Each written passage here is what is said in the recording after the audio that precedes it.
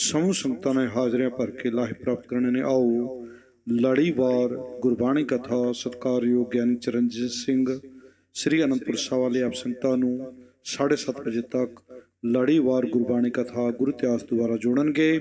ਸਮੂਹ ਸੰਗਤਾਂ ਗਿਆਨ ਜੀ ਪਾਸੋਂ ਗੁਰੂ ਇਤਿਹਾਸ ਲੜੀਵਾਰ ਗੁਰਬਾਣੀ ਕਥਾ ਸਰਵਣ ਕਰਕੇ ਸਤਿਗੁਰ ਦੇ ਚਰਨਾਂ ਵਿੱਚ ਹਾਜ਼ਰੀਆਂ ਲਵਾ ਕੇ ਆਪਣਾ ਜਨਮ ਸਫਲਾ ਕਰੋ। ਸਾਧ ਸੰਗਤ ਜੀ, ਇਹ ਮਿਸ ਐਸ ਗੁਪਤਾ ਜਿਨ੍ਹਾਂ ਦਾ ਕੋਈ ਮੈਟਰੋ ਬੈਂਕ ਦਾ ਕਾਰਡ ਹੈ, ਡੈਬਿਟ ਕਾਰਡ, ਇਹੋ ਜਿਹੇ ਨਾਲ ਇੱਥੇ ਹੋਣ ਤੇ ਸਾਡੇ ਪਾਸ ਪ੍ਰਾਪਤ ਕਰ ਸਕਦੇ ਨੇ।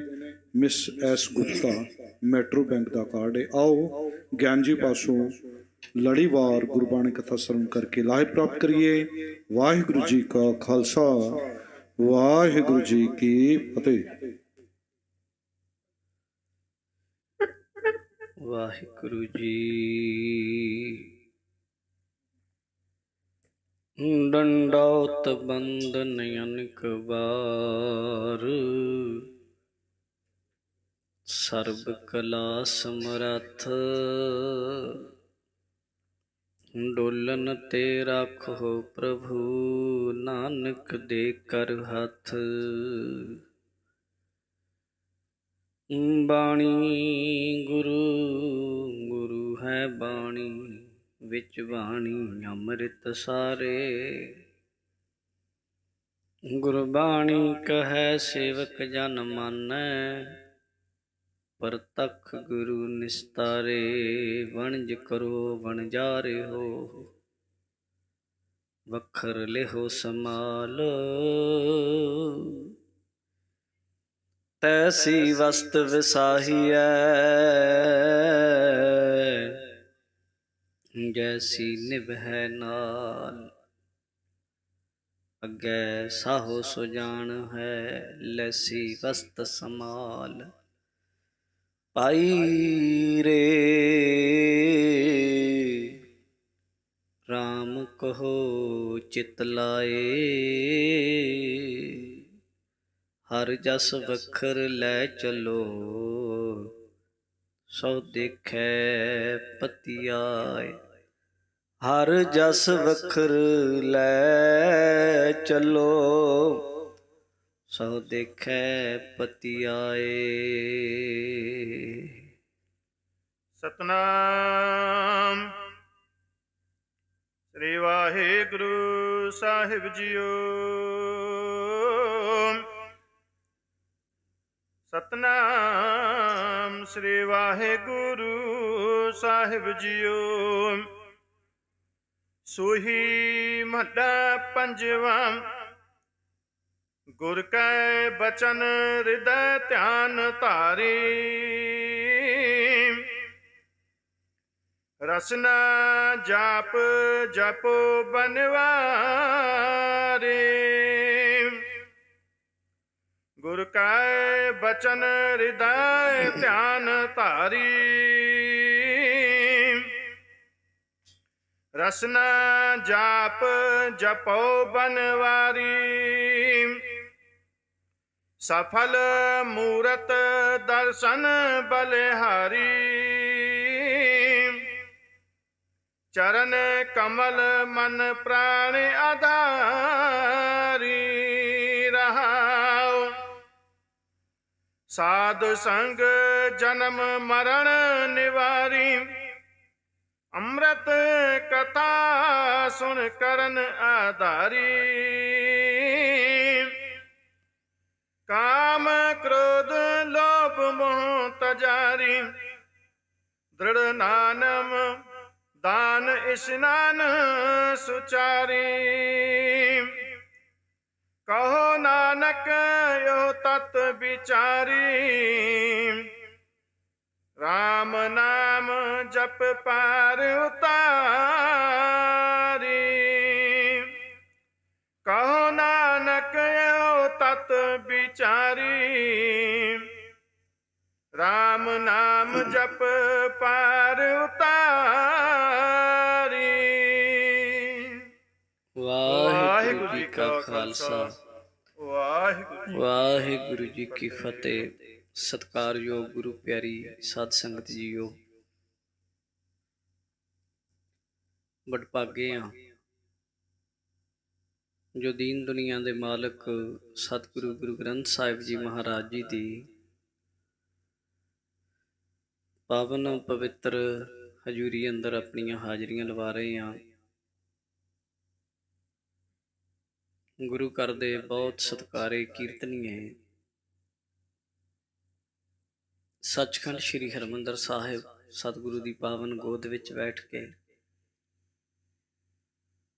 ਜਿਨ੍ਹਾਂ ਨੂੰ ਕੀਰਤਨ ਕਰਨ ਦਾ ਮਾਣ ਪ੍ਰਾਪਤ ਹੈ, ਅਤ ਸਤਿਕਾਰਯੋਗ ਭਾਈ ਲਖਵਿੰਦਰ ਸਿੰਘ ਜੀ,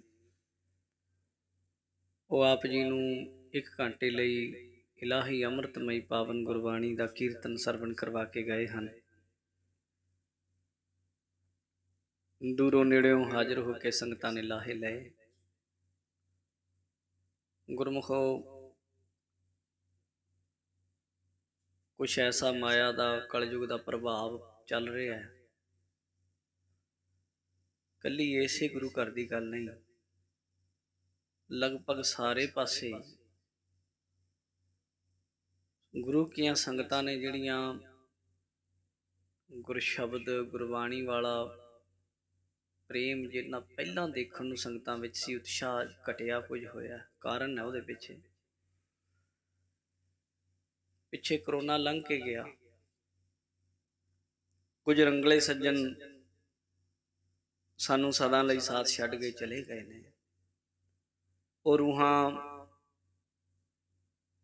ਭਾਲਿਆਂ ਵੀ ਨਹੀਂ ਮਿਲਦੀਆਂ,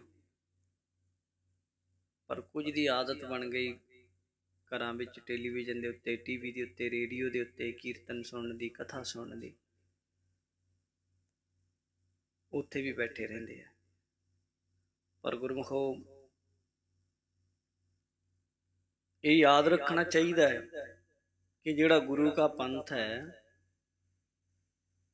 ਇਹਨੇ ਆਪਣੇ ਪਿੰਡੇ ਉੱਤੇ ਬਹੁਤ ਕੁਝ ਹੰਢਾਇਆ, ਪਰ ਇਹ ਗੁਰੂ ਤੋਂ ਟੁੱਟਿਆ ਨਹੀਂ ਕਦੇ। ਕਿਸੇ ਨੂੰ ਕੋਈ ਢਿੱਲ ਮੱਠ ਹੋਵੇ, ਕੋਈ ਬਿਮਾਰ ਹੋਵੇ, ਕੋਈ ਮਜਬੂਰੀ ਹੋਵੇ, ਰਸਤੇ 'ਚ ਹੈ, ਉਹ ਰੇਡੀਓ ਤੇ ਸੁਣੇ, ਟੀਵੀ ਤੇ ਸੁਣੇ, ਕੋਈ ਗੱਲ ਨਹੀਂ। ਪਰ ਘਰਾਂ 'ਚ ਬੈਠੇ ਆਖੀਏ ਵੀ ਗੁਰੂ ਘਰ ਨਹੀਂ ਆਉਣਾ, ਉੱਥੇ ਬੈਠ ਕੇ ਸਾਰ ਲਈਏ, ਤੇ ਫਿਰ ਇਤਨੇ ਸੋਹਣੇ ਸੁੰਦਰ ਗੁਰੂ ਘਰ ਹੈ ਜਿਹੜੇ,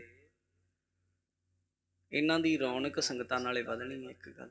ਦੂਜਾ, ਰੇਡੀਓ ਟੀਵੀ ਉੱਤੇ ਗਿਆਨ ਆ ਸਕਦਾ, ਤੁਹਾਨੂੰ ਗਿਆਨ ਮਿਲ ਜਾਏਗਾ, ਮੈਂ ਇਸ ਗੱਲ ਤੋਂ ਇਨਕਾਰੀ ਨਹੀਂ, ਪਰ ਗੁਰੂ ਦੀ ਸੰਗਤ ਨਹੀਂ ਹੋ ਸਕਦੀ। ਜੋ ਗੁਰੂ ਗ੍ਰੰਥ ਸਾਹਿਬ ਦੀ ਹਜ਼ੂਰੀ ਵਿੱਚ ਬੈਠ ਕੇ ਸਤਿਗੁਰਾਂ ਦੇ ਦਰਸ਼ਨ ਕਰਕੇ ਗੁਰੂ ਦੇ ਕੋਲ ਬੈਠ ਕੇ ਲਾਭ ਮਿਲਣਾ, ਉਹ ਰੇਡੀਓ ਨੂੰ ਵੇਖ ਕੇ ਨਹੀਂ ਮਿਲ ਜਾਣਾ। ਹਿੰਦੂ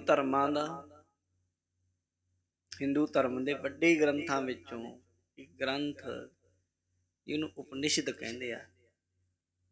ਉਪਨਿਸ਼ਦ ਹਿੰਦੂ ਧਰਮ ਦੇ ਬਹੁਤ ਪਵਿੱਤਰ ਗ੍ਰੰਥਾਂ ਵਿੱਚੋਂ ਹੈ। ਉਹਦੇ ਵਿੱਚ ਤੈਤਰੀ ਉਪਨਿਸ਼ਦ, ਕਠੋ ਉਪਨਿਸ਼ਦ, ਮਾਂਡੂਕ ਉਪਨਿਸ਼ਦ, ਕਈ ਸਾਰੀਆਂ ਉਪਨਿਸ਼ਦਾਂ ਹਨ। ਉਹਦੀ ਉਪਨਿਸ਼ਦ ਵਿੱਚ ਇਹ ਲਿਖਿਆ ਵੀ ਉਪਨਿਸ਼ਦ ਉਹ ਗਿਆਨ ਹੈ ਜਿਹੜਾ ਗੁਰੂ ਕੋਲ ਬੈਠ ਕੇ ਮਿਲਿਆ, ਸੁਣ ਕੇ ਸਿੱਖ ਕੇ ਨਹੀਂ, ਸਮਝਿਓ ਗੱਲ। ਜਿਹੜਾ ਗੁਰੂ ਕੋਲ ਬੈਠ ਕੇ ਗੁਰੂ ਦੇ ਦਰਸ਼ਨ ਕਰਕੇ ਉਹਦੀ ਸੰਗਤ ਵਿੱਚ ਬੈਠ ਕੇ ਜੋ ਗੁਰੂ ਕੋਲੋਂ ਮਿਲਿਆ, ਵਾਈਬ੍ਰੇਸ਼ਨ ਮਿਲੀ, ਜੋ ਗੁਰੂ ਦਾ ਪ੍ਰਤਾਪ ਹੈ, ਗੁਰੂ ਦਾ ਨੂਰ ਵਰਤਦਾ ਹੈ, ਜੋ ਗੁਰੂ ਦੀ ਨਦਰ ਮਿਲੀ, ਉਹ ਗਿਆਨ ਉਪਨਿਸ਼ਦਾਂ ਦਾ ਗਿਆਨ ਕਹਾਇਆ। ਵੇਦ ਤੋਂ ਬਾਅਦ ਜੇਕਰ ਪੂਜਨੀਕ ਕੋਈ ਗ੍ਰੰਥ ਹੈ ਤੇ ਉਪਨਿਸ਼ਦਾਂ ਹੈ ਉਹਨਾਂ ਦੇ ਵਿੱਚ। ਵੀ ਗੁਰੂ ਦੇ ਉਪਨਿਸ਼ਦ, ਗੁਰੂ ਦੇ ਕੋਲ ਬੈਠਣ ਦਾ ਵੀ ਇੱਕ ਆਪਣਾ ਲਾਭ ਹੈ। ਇਹ ਸੰਗਤ ਗੁਰੂ ਕੇ ਪਿਆਰ ਵਾਲੀ ਹੈ, ਠੀਕ ਹੈ, ਘਰਾਂ ਵਿੱਚ ਵੀ ਲਾਹੇ ਲੈਂਦੇ, ਪਰ ਗੁਰੂ ਘਰ ਆਉਣ ਦੀ ਆਦਤ ਬਣਾਓ, ਗਲਤ ਆਦਤ ਨਾ ਪਾਈਏ, ਪਹਿਲੀ ਗੱਲ। ਦੂਸਰਾ, ਅਸੀਂ ਉਹ ਲੋਕ ਹਾਂ ਜਿਨ੍ਹਾਂ ਪਿੰਡੇ ਉੱਤੇ ਬਹੁਤ ਕੁਝ ਹਟਾਇਆ। ਅੱਜ ਦਾ ਜਿਹੜਾ ਦਿਨ ਹੈ, ਸ਼ਾਇਦ ਤੁਹਾਨੂੰ ਯਾਦ ਹੋਵੇ, ਅੱਜ ਦੇ ਦਿਨ ਨੂੰ ਛੋਟਾ ਘੱਲੂਘਾਰਾ ਕਹਿੰਦੇ ਆ। ਸਵੇਰੇ ਗਿਆਨੀ ਜੀ ਬੋਲ ਰਹੇ ਸਨ। ਉਂਝ ਤੇ ਕਈ ਵਾਰ ਕੌਮ ਨੇ ਆਪਣੇ ਸਰੀਰ ਉੱਤੇ ਪਿੰਡੇ ਦੇ ਉੱਤੇ ਦੁੱਖ ਵੀ ਹੰਢਾਏ, ਪਰ 3 ਘੱਲੂਘਾਰੇ ਜੋ ਯਾਦ ਹੈ ਸਾਨੂੰ। ਇੱਕ ਛੋਟਾ ਘੱਲੂਘਾਰਾ 1746 ਦਾ ਜੋ ਅੱਜ ਦਾ, ਦੂਸਰਾ ਘੱਲੂਘਾਰਾ ਉਸ ਤੋਂ ਸਿਰਫ 16 ਸਾਲ ਬਾਅਦ 1762 ਵਿੱਚ ਆਇਆ। ਤੀਜਾ ਘੱਲੂਘਾਰਾ 1984 ਦਾ, ਜੋ ਸਾਡੇ ਆਪਣਿਆਂ ਨੇ, ਜਿਨ੍ਹਾਂ ਨੂੰ ਅਸੀਂ ਆਪਣੇ 9 ਮਾਸ ਦੇ ਰਿਸ਼ਤੇ ਕਹਿੰਦੇ ਸੀ, ਉਹ ਟੈਂਕ ਤੋਪਾਂ ਲੈ ਕੇ ਜਿਹੜੇ ਦੁਸ਼ਮਣਾਂ ਲਈ ਵਰਤੇ ਜਾਣ ਵਾਲੇ ਹਥਿਆਰ ਸਨ, ਸਾਡੇ ਲਈ ਵਰਤੇ। ਇਹ 3 ਘੱਲੂਘਾਰੇ ਆ। ਘੱਲੂਘਾਰੇ ਦਾ ਅਰਥ ਹੁੰਦਾ ਹੈ ਸਰਵਨਾਸ਼ ਕਰਨਾ, ਖਤਮ ਕਰ ਦੇਣਾ, ਮਿਟਾ ਦੇਣਾ। ਹੋਰ ਵੀ ਬੜੇ ਸਾਰੇ ਦੇ ਅਰਥ ਹੈ, ਪਰ ਅਸਲ ਰੂਪ ਵਿੱਚ ਇਹੀ ਹੈ। ਛੋਟਾ ਘੱਲੂਘਾਰਾ, ਘੱਲੂਘਾਰਾ ਕੋਈ ਵੀ ਛੋਟਾ ਜਾਂ ਵੱਡਾ ਨਹੀਂ ਹੁੰਦਾ। ਇਹਨੂੰ ਛੋਟਾ ਇਸ ਕਰਕੇ ਕਹੀਦਾ ਕਿ ਦੂਜਿਆਂ ਨਾਲੋਂ ਇਹਦੇ ਵਿੱਚ ਜਿੰਨੇ ਸ਼ਹੀਦ ਹੋਏ ਉਹਨਾਂ ਦੀ ਗਿਣਤੀ ਘੱਟ ਸੀ। ਹਾਲਾਂਕਿ ਉਸ ਟਾਈਮ ਅੱਧੀ ਤੋਂ ਵੱਧ ਕੌਮ ਸ਼ਹੀਦ ਹੋ ਗਈ ਸੀ। ਜਣੀ ਕਾਨੂੰਆਨ ਛੰਭ ਦੇ ਵਿੱਚ 7000 ਸਿੰਘ ਸਿੰਘਣੀਆਂ ਬੱਚੇ ਸ਼ਹੀਦ ਹੋ ਗਏ। 3000 ਨੂੰ ਪਕੜ ਲਿਆ ਗਿਆ, ਉਹਨਾਂ ਨੂੰ ਬਾਅਦ ਵਿੱਚ ਲਾਹੌਰ ਵਿੱਚ ਸ਼ਹੀਦ ਕੀਤਾ ਗਿਆ। 10,000 ਗਏ, ਬਚੇ 5,000। ਉਹ ਵੀ ਕਿਸੇ ਨਾ ਕਿਸੇ ਤਰੀਕੇ ਜਾਨਾਂ ਬਚਾਉਂਦੇ ਹੋਏ, ਸ਼ਹੀਦੀਆਂ ਪਾਉਂਦੇ ਹੋਏ, ਯੁੱਧ ਲੜਦੇ ਹੋਏ ਫਿਰ ਜਾ ਕੇ ਮਾਲਵੇ ਵਿੱਚ ਉਹ ਰਹੇ। ਉੱਥੇ ਕੁਝ ਸਮਾਂ ਉਹਨਾਂ ਤੇ ਥੋੜੇ ਟਾਈਮ ਵਿੱਚ 47 ਵਿੱਚ ਜਾ ਕੇ ਫਿਰ ਉਹ ਅੰਮ੍ਰਿਤਸਰ ਸਾਹਿਬ 1 ਸਾਲ ਦੇ ਵਿੱਚ ਇਕੱਠੇ ਹੋਏ। ਗੁਰਦੁਆਰੇ ਆਪਣਾ ਕਿਲਾ ਬਣਾਇਆ ਰਾਮ ਰੌਣੀ, ਉੱਥੇ ਫਿਰ ਉਹਨਾਂ ਨੇ ਜੋ ਖਾਲਸਾਈ ਨਿਸ਼ਾਨ ਸਾਹਿਬ ਝੁਲਾ ਦਿੱਤਾ। ਕੈਸੀ ਇਹ ਕੌਮ ਹੈ ਗੁਰਮੁਖੋ, ਇਹਨੂੰ ਕੋਈ ਦਬਾ ਨਹੀਂ ਸਕਿਆ, ਕੋਈ ਹਰਾ ਨਹੀਂ ਸਕਿਆ। ਹਾਂ, ਆਪਣੀ ਆਪ ਕੋਈ ਚਾਹੇ ਵੀ ਮੈਂ ਗੁਰਦੁਆਰੇ ਜਾਣਾ ਨਹੀਂ, ਦਰਸ਼ਨ ਨਹੀਂ ਕਰਨੇ, ਕੋਈ ਮਨ ਕਿਸੇ ਦਾ ਆਲਸੀ ਹੋ ਜਾਏ, ਉਹ ਇੱਕ ਵੱਖਰੀ ਗੱਲ ਹੈ, ਉਹਨੂੰ ਤੇ ਕੌਣ ਕਹੇ। ਪਰ ਇਹ ਐਸੀ ਕੌਮ ਗੁਰੂ ਕੀ ਹੈ ਜਿਹਨੇ ਆਪਣੇ ਪਿੰਡੇ ਉੱਤੇ ਬਹੁਤ ਕੁਝ ਹੰਢਾਇਆ। 2 ਭਰਾ ਸਨ ਹਿੰਦੂ, ਜਸਪਤ ਰਾਏ, ਲਖਪਤ ਰਾਏ। ਉਸ ਸਮੇਂ ਦਾ ਜੋ ਸੂਬੇਦਾਰ ਸੀ ਲਾਹੌਰ ਦਾ, ਯਾਹੀਆ ਖਾਨ, ਇਹ ਜ਼ਕਰੀਆ ਖਾਨ ਦਾ ਪੁੱਤਰ ਸੀ। ਇਹ 2 ਭਰਾ ਸਨ। ਲਾਹੌਰ ਦਾ ਸੂਬੇਦਾਰ ਇਹ ਬਣਿਆ ਫਿਰ ਯਾਹੀਆ ਖਾਨ। ਇਹ ਸਿੱਖਾਂ ਨਾਲ ਬਹੁਤ ਨਫ਼ਰਤ ਕਰਦਾ ਸੀ। ਸਿੱਖਾਂ ਨਾਲ ਨਫ਼ਰਤ ਕਈ ਤਰੀਕਿਆਂ ਨਾਲ ਕੀਤੀ ਜਾਂਦੀ। ਕਈ ਤਾਂ ਇਹਨਾਂ ਦੇ ਧਾਰਮਿਕ ਅਕੀਦਿਆਂ ਕਰਕੇ, ਕੁਝ ਲੋਕ ਇਸ ਕਰਕੇ ਵੀ ਨਫ਼ਰਤ ਕਰਦੇ ਸਨ ਵੀ ਇਹਨਾਂ ਵਰਗੇ ਅਸੀਂ ਬਣ ਨਹੀਂ ਸਕਦੇ। ਇਹ ਵੀ ਗੱਲ ਹੈ ਨਾ। ਹਿੰਦੁਸਤਾਨ ਵਿੱਚ ਤੁਹਾਡੇ ਨਾਲ ਨਫ਼ਰਤ ਕਿਉਂ ਹੈ ਦੱਸੋ? ਨਿੱਤ ਲੰਗਰ ਲਾਉਂਦੇ ਹੋ ਤੁਸੀਂ, ਜਦੋਂ ਲੋਕੀ ਪਾਣੀ ਵੀ ਮੁੱਲ ਵੇਚਦੇ ਆ, ਤਪਦੇ ਦੇ ਮੂੰਹ 'ਚ ਪਾਣੀ ਨਹੀਂ ਪਾਉਂਦੇ, ਉਦੋਂ ਤੁਸੀਂ ਛਬੀਲਾਂ ਲਾਉਂਦੇ ਰੋਡਾਂ ਦੇ ਉੱਤੇ ਖੜ ਕੇ। ਜਿਹੜੀ ਬੋਤਲ 20 ਰੁਪਏ ਦੀ ਵੇਚਦੇ, ਤੁਸੀਂ ਮਿੱਠਾ ਪਾ ਕੇ ਵਿੱਚ, ਸ਼ਕੈਸ਼ ਪਾ ਕੇ ਵਿੱਚ ਲੋਕਾਂ ਨੂੰ ਗੱਡੀਆਂ ਖੜਾ ਪਿਲਾਉਣੇ। ਲੋਕ ਮਰਦੇ, ਹਸਪਤਾਲਾਂ ਵਾਲੇ ਵਪਾਰ ਕਰਦੇ। ਲੰਗਰ ਤੇ ਸੁਣੇ ਤੁਹਾਡੇ ਲੋਕਾਂ ਨੇ, ਤੁਸੀਂ ਆਕਸੀਜਨ ਦੇ ਲੰਗਰ ਲਾ। ਕੁਝ ਲੋਕ ਇਸ ਕਰਕੇ ਵੀ ਸੜਦੇ ਮਰਦੇ ਵੀ ਇਹਨਾਂ ਵਰਗੇ ਅਸੀਂ ਬਣ ਕਿਉਂ ਨਹੀਂ ਸਕਦੇ। ਜੇ ਇਹਨਾਂ ਵਰਗੇ ਬਣ ਨਹੀਂ ਸਕਦੇ ਫਿਰ ਇਹ ਵੀ ਸਾਨੂੰ ਦਿਸਣੇ ਨਹੀਂ ਚਾਹੀਦੇ। ਇੰਨੇ ਚੰਗੇ ਬੰਦੇ, ਈਰਖਾ ਦਾ ਕੋਈ ਹੱਦ ਹੁੰਦੀ ਹੈ? ਸਾਡੇ ਨਾਲ ਧਾਰਮਿਕ ਤੌਰ ਤੇ ਵੀ, ਪਹਿਲਾਂ ਤੋਂ ਵੀ ਅਧਿਆਤਮਿਕ ਤੌਰ ਤੇ ਵੀ, ਜਾਤੀ ਵਿਤਕਰਾ ਵੀ, ਹੋਰ ਬਹੁਤ ਸਾਰੇ ਵਿਤਕਰੇ ਕੌਮ ਚੱਲਦੀ ਆਈ ਹੈ। ਉਸ ਸਮੇਂ ਵੀ ਕੌਮ ਨੇ ਬਹੁਤ ਵੱਡਾ ਵਿਤਕਰਾ ਚੱਲਿਆ। ਸਾਡਾ ਰਾਜ ਨਹੀਂ ਸੀ, ਤਦੇ ਹੀ ਸ਼ੁਰੂ ਤੋਂ ਹੀ ਰਾਜ ਕਰੇਗਾ ਖਾਲਸਾ ਦਾ ਸੰਕਲਪ ਲੈ ਕੇ ਚੱਲਿਆ। ਕਿਉਂਕਿ ਬੇਗਮਪੁਰਾ ਸ਼ਹਿਰ ਕੋ ਨਾਓ, ਇਹ ਖਾਲਸਾ ਰਾਜ 'ਚ ਹੋ ਸਕਦਾ ਹੈ ਵੀ ਕਿਸੇ ਨੂੰ ਦੁੱਖ ਨਾ ਦਿੱਤਾ ਜਾਏ, ਕਿਸੇ ਨਾਲ ਧੱਕਾ ਨਾ ਕੀਤਾ ਜਾਏ, ਕਿਸੇ ਨਾਲ ਨਸਲੀ ਵਿਤਕਰਾ ਨਾ ਕੀਤਾ ਜਾਏ, ਕਿਸੇ ਦੀ ਘੱਟ ਗਿਣਤੀ ਕਰਕੇ ਬਹੁ ਗਿਣਤੀਆਂ ਨੂੰ ਖੁਸ਼ ਕਰਨ ਲਈ ਉਹਨਾਂ ਤੇ ਧੱਕਾ ਕੀਤਾ ਜਾਵੇ। ਐਸਾ ਜੇ ਬਚਾ ਰਹਿ ਸਕਦਾ ਹੈ ਕਿ ਧੱਕਾ ਨਾ ਹੋਵੇ, ਤਾਂ ਕੇਵਲ ਤੋਂ ਕੇਵਲ ਖਾਲਸਾ ਰਾਜ 'ਚ ਰਹਿ ਸਕਦਾ। ਐਸਾ ਹੋਇਆ ਹੈ, ਯਾਨੀ ਜੋ ਖਾਲਸਾ ਰਾਜ ਮਹਾਰਾਜਾ ਰਣਜੀਤ ਸਿੰਘ ਸਾਹਿਬ ਨੇ ਕੀਤਾ, ਉਹ ਦੁਨੀਆ ਦੇ ਵਿੱਚ ਉਹਦੇ ਵਰਗੀ ਮਿਸਾਲ ਹੈ ਨਹੀਂ, ਰਾਜ ਵਰਗੀ। ਇਸ ਲਈ ਇਹ ਸਾਡੇ ਵਿੱਚ ਸੰਕਲਪ ਹੈ, ਪਹਿਲਾਂ ਤੋਂ ਵੀ ਸੀ। ਜਿਸ ਵੇਲੇ ਮੁਗਲਾਂ ਨੇ ਪੂਰਾ ਆਪਣਾ ਤਾਣ ਲਾਇਆ। ਯਹੀਆ ਖਾਨ ਦੇ ਜਸਪਤ ਰਾਏ ਵਗੈਰਾ, ਲਖਪਤ ਰਾਏ, 2-3 ਭਰਾ ਸਨ ਨੇ, ਤਿੰਨੇ ਹੀ ਵਿਰੋਧੀ ਸਨ ਗੁਰੂ ਘਰ ਦੇ। ਸਿੰਘ ਜੋ ਅੱਜ ਕੱਲ੍ਹ ਪਾਕਿਸਤਾਨ ਵਿੱਚ ਆ, ਉਦੋਂ ਅਣਵੰਡਿਆ ਪੰਜਾਬ ਸੀ। ਗੁਰਦੁਆਰਾ ਰੋੜੀ ਸਾਹਿਬ ਬਣਿਆ ਹੋਇਆ, ਬਹੁਤ ਸੁੰਦਰ ਸਥਾਨ ਏਮਨਾਬਾਦ ਵਿੱਚ, ਜਿੱਥੇ ਗੁਰੂ ਨਾਨਕ ਦੇਵ ਮਹਾਰਾਜ ਆ ਕੇ ਬੈਠੇ ਸਨ। ਮੈਂ ਬਹੁਤ ਗੁਰਦੁਆਰੇ ਵੇਖੇ ਅੱਜ ਤੱਕ, ਪਰ ਜਿੰਨਾ ਸੋਹਣਾ ਮੈਨੂੰ ਉਹ ਲੱਗਿਆ, ਇਹ ਨਹੀਂ ਕਿ ਕਹਿ ਦੋ ਕਿ ਦੂਜੇ ਮਾੜੇ ਜਾਂ ਕੋਈ ਕਮੀ, ਇਹ ਨਹੀਂ, ਉਲਟ ਪਾਸੇ ਨਹੀਂ ਅਰਥ ਕੱਢਣਾ। ਜਿਹੜੀ ਉਹਦੀ ਬਣਾਵਟ, ਜਿਸ ਤਰੀਕੇ ਦੀ ਇਮਾਰਤ ਕਾਰੀਗਰਾਂ ਨੇ ਬਣਾਈ ਹੈ ਨਾ, ਜਿਹੜੇ ਤਾਂ ਗੁਰੂ ਸਾਹਿਬਾਂ ਨੇ ਬਣਾਏ ਉਹਨਾਂ ਦੀ ਤਾਂ ਗੱਲ ਹੀ ਕੀ ਕਰਨੀ ਹੈ, ਉਹ ਤੇ ਹੈ ਹੀ ਮਹਾਨ। ਪਰ ਗੁਰਸਿੱਖਾਂ ਨੇ ਜਿਹੜੇ ਸਥਾਨ ਬਣਾਏ, ਰੋੜੀ ਸਾਹਿਬ ਸਥਾਨ ਇਤਨਾ ਸੁੰਦਰ ਹੈ, ਇੰਨਾ ਪਿਆਰਾ ਸਥਾਨ ਹੈ ਕਿ ਉੱਥੇ ਐਂ ਜੀ ਕਰਦਾ ਵੀ ਦੇਖੀ ਜਾਓ। ਮੈਂ ਜਿਸ ਵੇਲੇ ਗਿਆ ਉੱਥੇ ਜਾ ਕੇ ਅਸੀਂ ਪਾਠ ਕੀਤਾ, ਅਰਦਾਸ ਵੀ ਕੀਤੀ, ਮਹਾਰਾਜ ਸੱਚੇ ਪਾਤਸ਼ਾਹ ਜਿਹੜਾ ਖਾਲਸਾ ਪੰਥ ਰੋਜ਼ ਅਰਦਾਸਾਂ ਕਰਦਾ ਹੈ, ਖੁੱਲੇ ਦਰਸ਼ਨ ਦੀਦਾਰ ਉਹ ਬਖਸ਼ੋ। ਇੰਨਾ ਸੋਹਣਾ ਸਥਾਨ ਹੈ ਉਹ। ਪਰ ਹੈਰਾਨੀ ਦੀ ਗੱਲ ਇਹ ਹੈ, ਉੱਥੇ ਸੇਵਾ ਕਰਨ ਨੂੰ ਇੱਕ ਵੀ ਸਿੱਖ ਹੈ, ਇੱਕ ਮੁਸਲਮਾਨ ਪਰਿਵਾਰ ਸਾਨੂੰ ਮਿਲਿਆ ਵੀ, ਉਹਨੇ ਸਾਨੂੰ ਜਲ ਪਾਣੀ ਵੀ ਛਕਾਇਆ, ਉਹ ਸੇਵਾ ਕਰਦੇ ਆ ਸਾਡੇ ਏਡੇ ਏਡੇ ਸਥਾਨ। ਸਿੱਖ ਇੱਕ ਛੋਟੇ ਘੱਲੂਘਾਰੇ ਦੀ ਗੱਲ ਮੈਂ ਕਰਦਾ, ਉੱਥੇ ਕੁਝ ਸਿੰਘ ਗਏ ਦਰਸ਼ਨ ਕਰਨ, ਹਾਲਾਂਕਿ ਲੁਕ ਛਿਪ ਕੇ ਰਹਿੰਦੇ ਸਨ। ਜਦੋਂ ਯਾਹੀਆ ਖਾਨ ਤੱਕ ਖਬਰ ਪਹੁੰਚੀ, ਜਸਪਤ ਰਾਏ ਨੂੰ ਪਤਾ ਲੱਗਿਆ, ਉਹ ਗੁਰੂ ਘਰ ਨਾਲ ਬੜੀ ਈਰਖਾ ਕਰਦਾ ਸੀ। ਉਹ ਆਪਣੇ ਕੁਝ ਬੰਦੇ ਲੈ ਕੇ ਸਿੰਘਾਂ ਨੂੰ ਆਖਣ ਲੱਗਾ ਵੀ ਹੁਣੇ ਇੱਥੋਂ ਨਿਕਲ ਜਾਓ। ਉਹਨੇ ਅਨਾਉਂਸ ਕਰਵਾ ਦਿੱਤਾ।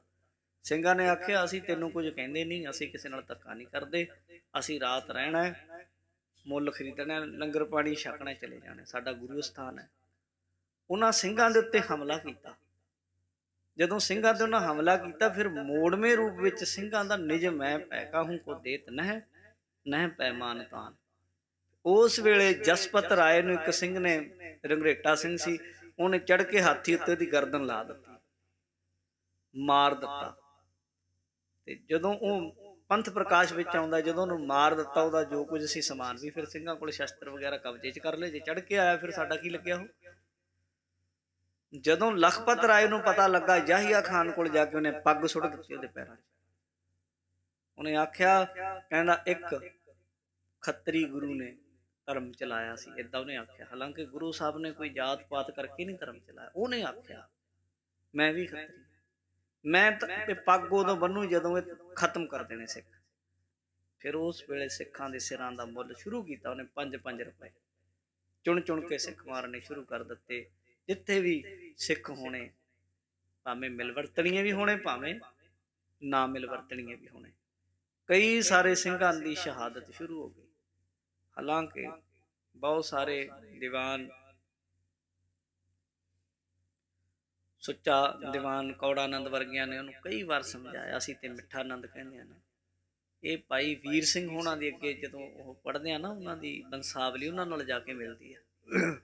ਉਹਨਾਂ ਕਈ ਜਣਿਆਂ ਨੇ ਉਹਦੇ ਨਾਲ ਗੱਲ ਕੀਤੀ, ਉਹ ਕਹਿੰਦਾ ਨਹੀਂ, ਮੈਂ ਇਹਨਾਂ ਨੂੰ ਖਤਮ ਕਰਕੇ ਰਹਿਣਾ। ਫਿਰ ਇਉਂ ਕਰਦਿਆਂ ਕਰਦਿਆਂ ਸਾਧ ਸੰਗਤ ਕਈ ਥਾਈਂ ਜੰਗ ਯੁੱਧ ਹੋਏ, ਪਰ ਆਖਰ ਜਿਹਨੂੰ ਅਸੀਂ ਛੋਟਾ ਘੱਲੂਘਾਰਾ ਕਹਿੰਦੇ, ਉਹਨਾਂ ਨੂੰ ਪਤਾ ਲੱਗ ਗਿਆ ਵੀ ਇੱਥੇ ਸਿੰਘ ਆਏ ਹੋਏ। ਕਾਫੀ ਵੱਡੀ ਫੌਜ ਲੈ ਕੇ ਇੱਕ ਪਾਸੇ ਇਹਨਾਂ ਜੰਗਲ ਨੂੰ ਅੱਗ ਲਾ ਦਿੱਤੀ। ਬਹੁਤ ਵੱਡੀ ਫੌਜ ਸਿੰਘਾਂ ਦੇ ਉੱਤੇ ਚੜ੍ਹ ਕੇ ਆ ਗਈ। ਉੱਥੇ ਫਿਰ ਬਹੁਤ ਵੱਡਾ ਜੰਗ ਹੋਇਆ, ਜਿਹਦੇ ਵਿੱਚ ਸਾਡੇ ਬੱਚੇ, ਸਾਡੀਆਂ ਬੱਚੀਆਂ ਸ਼ਹੀਦ ਹੋ ਗਏ। ਬਹੁਤ ਸਾਰੇ 7000 ਸਿੰਘ ਸ਼ਹੀਦ ਹੋਏ, 3000 ਨੂੰ ਫੜ ਲਿਆ ਗਿਆ, ਕੁਝ 5000 ਸਿੰਘ ਇਹਦੇ ਵਿੱਚੋਂ ਬਚੇ। ਤੇ ਇਹ ਜਿਹੜਾ ਬਹੁਤ ਕਹਿ ਲਓ ਕਿ ਉਸ ਸਮੇਂ ਦਾ ਬਹੁਤ ਵੱਡਾ ਨੁਕਸਾਨ ਕੌਮ ਦਾ ਹੋਇਆ। ਅੱਧੀ ਨਾਲੋਂ ਵੱਧ ਸੂਰਮੇ ਜੁਝਾਰੂ ਸ਼ਹੀਦ ਹੋ ਗਏ, ਪਰ ਸੂਰਮੇ ਡੋਲੇ ਨਾ। ਇਸ ਘੱਲੂਘਾਰੇ ਦੇ ਦਿਵਸ ਉੱਤੇ ਆਪ ਸੰਗਤਾਂ ਹਾਜ਼ਰੀਆਂ ਲਵਾ ਰਹੇ ਹੋ, ਵਡਭਾਗਿਓ। ਆਓ, ਲੜੀਵਾਰ ਗੁਰਬਾਣੀ ਦੀ ਪਾਵਨ ਵਿਚਾਰ ਚੱਲ ਰਹੀ ਹੈ। ਸੂਹੀ ਰਾਗ ਤੱਕ ਸ਼ਬਦ ਪਹੁੰਚੇ ਹੈ। ਮੈਂ 2019 ਵਿੱਚ ਆਇਆ ਸੀ ਇੱਥੇ, ਲਾਸਟ 12ਵੇਂ ਮਹੀਨੇ ਵਿੱਚ। ਉਦੋਂ ਮੈਂ ਵੇਖਿਆ ਸੀ 705 ਦੇ ਉੱਤੇ, ਮੱਧ ਦੇ ਉੱਤੇ ਕਥਾ ਸੀ ਮੈਂ ਕੀਤੀ ਸੀ ਉਦੋਂ, ਪਰ 740 ਤੱਕ ਪਹੁੰਚੀ ਹੈ ਹਜੇ ਤੱਕ। ਮੇਰਾ ਖਿਆਲ ਹੈ ਵੀ ਜੇ ਮੈਂ ਨਾ ਭੁੱਲਦਾ ਹੋਵਾਂ, ਜੇ ਤਾਂ ਦੂਜੀ ਵਾਰ ਕਥਾ ਆਰੰਭ ਹੋ ਗਈ ਹੋਵੇ ਤਾਂ ਵੱਖਰੀ ਗੱਲ ਹੈ, ਨਹੀਂ ਤੇ ਫਿਰ ਕਾਫੀ ਜਿਹੜੀਆਂ ਆਪਾਂ ਪਿੱਛੇ ਚੱਲ ਰਹੇ ਹਾਂ। ਇਸ ਤਰੀਕੇ ਤੇ ਫਿਰ ਜਿਹੜੇ ਕਥਾ ਸਰੋਤੇ ਸੁਣਦੇ ਆ ਕਦੋਂ ਸੋਚਣ ਵੀ ਪੂਰੀ ਸੁਣ ਲਈ। ਕਥਾ ਦਾ ਨਿਯਮ ਇਹ ਹੁੰਦਾ ਹੈ ਕਿ ਜੇ ਕੋਈ ਇਤਿਹਾਸਕ ਦਿਹਾੜਾ ਉਹ ਦੱਸ ਦੇਣਾ ਚਾਹੀਦਾ ਤੇ ਗੁਰ ਸ਼ਬਦ ਦੀ ਵਿਚਾਰ ਚੱਲਦੀ ਰਹਿਣੀ ਚਾਹੀਦੀ ਹੈ। ਜੇ ਕੋਈ ਵਿੱਚ ਘੁੰਡੀ ਆਵੇ ਉਹਨੂੰ ਖੋਲ ਲੈਣਾ ਚਾਹੀਦਾ। ਇਉਂ ਨਹੀਂ ਵੀ ਹਰੇਕ ਸ਼ਬਦ 'ਚ ਇਹ ਦਿਖਾਉਣਾ ਵੀ ਮੈਨੂੰ ਬਹੁ ਬਾਣੀ ਯਾਦ ਹੈ ਜਾਂ ਮੈਨੂੰ ਕੋਈ ਵੱਖਰੀ ਨੌਲੇਜ ਦੁਨੀਆ ਨਾਲੋਂ ਵੱਖਰੀ ਹੈ। ਮੈਂ ਐਸਾ ਕੁਛ ਨਹੀਂ ਹੁੰਦਾ। ਗਿਆਨ ਗੁਰੂ ਤੋਂ ਲੈਣਾ, ਗੁਰ ਸ਼ਬਦ ਨੇ ਸਾਡਾ ਜੀਵਨ ਬਦਲਣਾ। ਤਾਂ ਆਓ ਆਪਾਂ ਲਾਹੇ ਲੈਂਦੇ ਹਾਂ। ਸਾਰੇ ਇੱਕ ਵਾਰ ਆਖੋ ਜੀ, ਸਤਨਾਮ ਸ਼੍ਰੀ ਵਾਹਿਗੁਰੂ ਸਾਹਿਬ ਜੀ। ਸਤਨਾਮ ਸ਼੍ਰੀ ਵਾਹਿਗੁਰੂ ਸਾਹਿਬ ਜੀ। ਸਤਨਾਮ ਸ੍ਰੀ ਵਾਹਿਗੁਰੂ ਸੋਹੀ ਮੱਲਾ ਪੰਜਵਾ। ਗੁਰ ਕੈ ਬਚਨ ਹਿਰਦੈ ਧਿਆਨ ਧਾਰੇ। ਸੋਹੀ ਰਾਗ ਹੈ ਤੇ ਗੁਰੂ ਗ੍ਰੰਥ ਸਾਹਿਬ ਜੀ ਦੇ ਪਾਵਨ ਅੰਗ 740 ਉੱਤੇ ਅੱਜ ਦੀ ਇਹ ਵਿਚਾਰ ਹੈ। ਸੋਹੀ ਮਹੱਲਾ ਪੰਜਵਾ। ਮਹੱਲਾ ਪੰਜਵਾਂ ਤੋਂ ਭਾਵ ਪੰਚਮ ਪਾਤਸ਼ਾਹ ਸਤਿਗੁਰੂ ਸਾਹਿਬ ਸ੍ਰੀ ਗੁਰੂ ਅਰਜਨ ਦੇਵ ਮਹਾਰਾਜ ਜੀ ਦੀ ਰਸਨਾ ਤੋਂ ਉਚਾਰਨ ਹੋਇਆ ਸ਼ਬਦ ਹੈ। ਗੁਰੂ ਜੀ ਬਖਸ਼ਿਸ਼ ਕਰ ਰਹੇ ਨੇ, ਗੁਰ ਕੈ ਬਚਨ ਹਿਰਦੈ ਧਿਆਨ ਧਾਰੀ। ਗੁਰੂ ਜੀ ਕਹਿੰਦੇ ਗੁਰੂ ਦੇ ਬਚਨ, ਗੁਰੂ ਦੇ ਸ਼ਬਦ ਦੇ ਰਾਹੀਂ ਹਿਰਦੇ ਦੇ ਵਿੱਚ ਪਰਮੇਸ਼ਰ ਦਾ ਧਿਆਨ ਧਾਰਨ ਕੀਤਾ ਜਾਂਦਾ ਹੈ। ਗੁਰੂ ਦੇ ਸ਼ਬਦ ਦੇ ਰਾਹੀਂ ਹੀ ਧਿਆਨ ਲੱਗਦਾ। ਜਿੰਨਾ ਚਿਰ ਜਿੰਨਾ ਸਮਾਂ ਗੁਰ ਸ਼ਬਦ ਪ੍ਰਗਟ ਨਾ ਹੋਵੇ, ਇਹ ਵੀ ਪ੍ਰਗਟ ਹੁੰਦਾ ਹੈ। ਕਈ ਸੰਗਤ ਵਿੱਚ ਕਈ ਗੁਰਮੁਖ ਹੋਣਗੇ, ਐਸਾ ਜ਼ਰੂਰ ਹੈ। ਪਹਿਲਾਂ ਮੈਨੂੰ ਇਹ ਭਰਮ ਹੁੰਦਾ ਸੀ ਵੀ ਉਹ ਜਿਹੜੇ ਬੰਦਗੀ ਵਾਲੇ ਹੁੰਦੇ ਪਤਾ ਨਹੀਂ ਕਿੱਥੇ ਬੈਠਦੇ ਹੋਣਗੇ, ਕੌਣ ਨੇ, ਕਿੱਥੇ ਰਹਿੰਦੇ ਆ।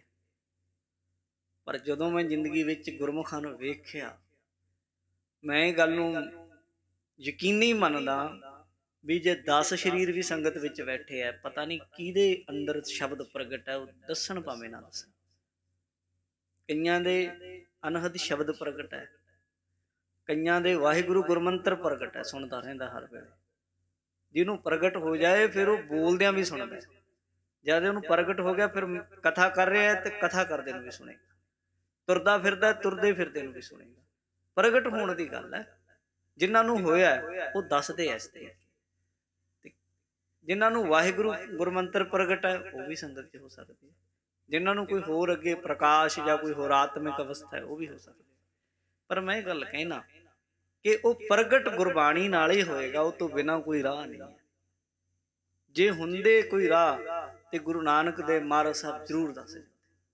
ਆ ਜਿਹੜਾ ਸਤ ਸੰਗਤ ਮੀਤ ਮਿਲਾਪ ਪੂਰਾ ਨਾਵਣੋਂ ਆਖਿਆ ਨਾ, ਇੱਥੇ ਬਹੁਤ ਛੇਤੀ ਕਿਰਪਾ ਹੁੰਦੀ ਹੈ। ਜਿਹੜੀ ਸੈਂਕੜੇ ਹਜ਼ਾਰਾਂ ਸਾਲ ਜੋਗੀਆਂ ਨੂੰ ਮੱਠਾਂ ਵਿੱਚ ਰਹਿ ਕੇ, ਪਹਾੜਾਂ ਵਿੱਚ ਰਹਿ ਕੇ ਪੁੱਠੇ ਲਟਕੇ ਨਹੀਂ ਪ੍ਰਾਪਤੀ ਹੋਈ, ਇੱਥੇ ਸਤਸੰਗ ਵਿੱਚ ਕੁਝ ਸਮਾਂ ਅਗਰ ਸਤਸੰਗਤ ਕੀਤੀ ਜਾਏ, ਗੁਰੂ ਸਾਹਿਬ ਦੇ ਸ਼ਬਦ ਤੇ ਭਰੋਸਾ ਹੋਵੇ, ਪ੍ਰੇਮ ਹੋਵੇ, ਸ਼ਰਧਾ ਹੋਵੇ, ਤੇ ਫਿਰ ਧਿਆਨ ਵਿਧੀ ਬੜੀ ਛੇਤੀ ਆ ਜਾਂਦੀ ਹੈ, ਲੱਗਣ ਲੱਗ ਜਾਂਦਾ ਧਿਆਨ। ਮੈਂ ਇਸ ਤਰ੍ਹਾਂ ਦੇ ਲੋਕ ਵੇਖੇ ਹੈ। ਮੈਂ ਬੋਧੀਆਂ ਦੇ ਮੱਠਾਂ ਵਿੱਚ ਗਿਆ, ਜਿੱਥੇ ਬੌਧ ਨੂੰ ਹਿੰਦੁਸਤਾਨ ਵਿੱਚ, ਭਾਰਤ ਵਿੱਚ ਹੈ, ਜਿੱਥੇ ਗਿਆ ਮਹਾਤਮਾ ਬੁੱਧ ਨੂੰ ਕਹਿੰਦੇ ਗਿਆਨ ਹੋਇਆ। ਉੱਥੇ ਮੈਂ ਲੋਕ ਵੇਖੇ ਆ, ਉਹ ਏਦਾਂ ਬੈਠਦੇ ਚੌਂਕੜਾ ਮਾਰ ਕੇ, ਤੇ ਕਈ ਕਈ ਘੰਟੇ ਜਦ ਬੈਠਦੇ ਤੇ ਇਉਂ ਲੱਗਦੇ ਜਿਵੇਂ ਕੋਈ ਪੱਥਰ ਦੀ ਮੂਰਤ ਪਈ। ਪਰ ਇਹ ਨਹੀਂ ਕਿ ਇਕੱਲਾ ਉਹਨਾਂ ਕੋਲ ਹੀ ਹੈ ਇਹ ਵਿਧੀ। ਉਹਨਾਂ ਕੋਲ ਤੇ ਚੌਂਕੜਾ ਮਾਰ ਕੇ ਵਾਲੀ ਹੈ, ਪਰ ਗੁਰਮੁਖਾਂ ਕੋਲ ਇਸ ਤਰ੍ਹਾਂ ਦੇ ਵੀ ਗੁਰਮੁਖ ਹੈ ਜਿਹੜੇ ਤੁਰਦਿਆਂ ਫਿਰਦਿਆਂ ਖਾਂਦਿਆਂ ਪੀਂਦਿਆਂ ਵੀ ਧਿਆਨ 'ਚ ਰਹਿੰਦੇ ਆ। ਸਹਿਜ ਧਿਆਨ ਇਹ ਪੂਰੇ ਗੁਰੂ ਤੋਂ ਮਿਲਦੀ ਹੈ। ਸਹਿਜ ਸਮਾਧ ਆਨੰਦ ਸੁਖ ਪੂਰੇ ਗੁਰਦੀਨ ਸਦਾ ਸਹਾਈ ਸੰਗ ਪ੍ਰਭ ਅੰਮ੍ਰਿਤ ਗੁਣ ਜੀ। ਗੁਰੂ ਘਰ ਦੀ ਤਾਂ ਬਖਸ਼ਿਸ਼ ਹੀ ਨਿਰਾਲੀ ਹੈ ਦੁਨੀਆ ਦੇ ਨਾਲ। ਗੁਰੂ ਸਾਹਿਬ ਕਹਿ ਰਹੇ ਨੇ, ਗੁਰ ਕੈ ਬਚਨ, ਗੁਰੂ ਦੇ ਬਚਨ ਦੇ ਰਾਹੀਂ, ਗੁਰੂ ਦੇ ਸ਼ਬਦ ਦੇ ਰਾਹੀਂ ਹਿਰਦੈ, ਆਪਣੇ ਹਿਰਦੇ ਦੇ ਅੰਦਰ ਧਿਆਨ ਧਾਰੀ। ਧਿਆਨ ਧਰਿਆ ਜਾ ਸਕਦਾ ਹੈ। ਗੁਰਮੰਤਰ ਦਾ, ਗੁਰ ਸ਼ਬਦ ਦਾ ਧਿਆਨ ਧਰਦੇ ਹਾਂ। ਰਸਨਾ ਜਾਪ ਜਪੋ ਬਨਵਾਰੀ। ਤੇ ਮਹਾਰਾਜ ਕਹਿੰਦੇ ਆਪਣੀ ਰਸਨਾ ਨਾਲ, ਦੇਖੋ ਕਿੱਡੀ ਗੱਲ ਦੱਸੀ। ਵਿਧੀ ਲੱਭਦੇ ਫਿਰਦੇ ਜੀ, ਕੋਈ ਵਿਧੀ ਦੱਸ ਦਿਓ ਸਾਨੂੰ।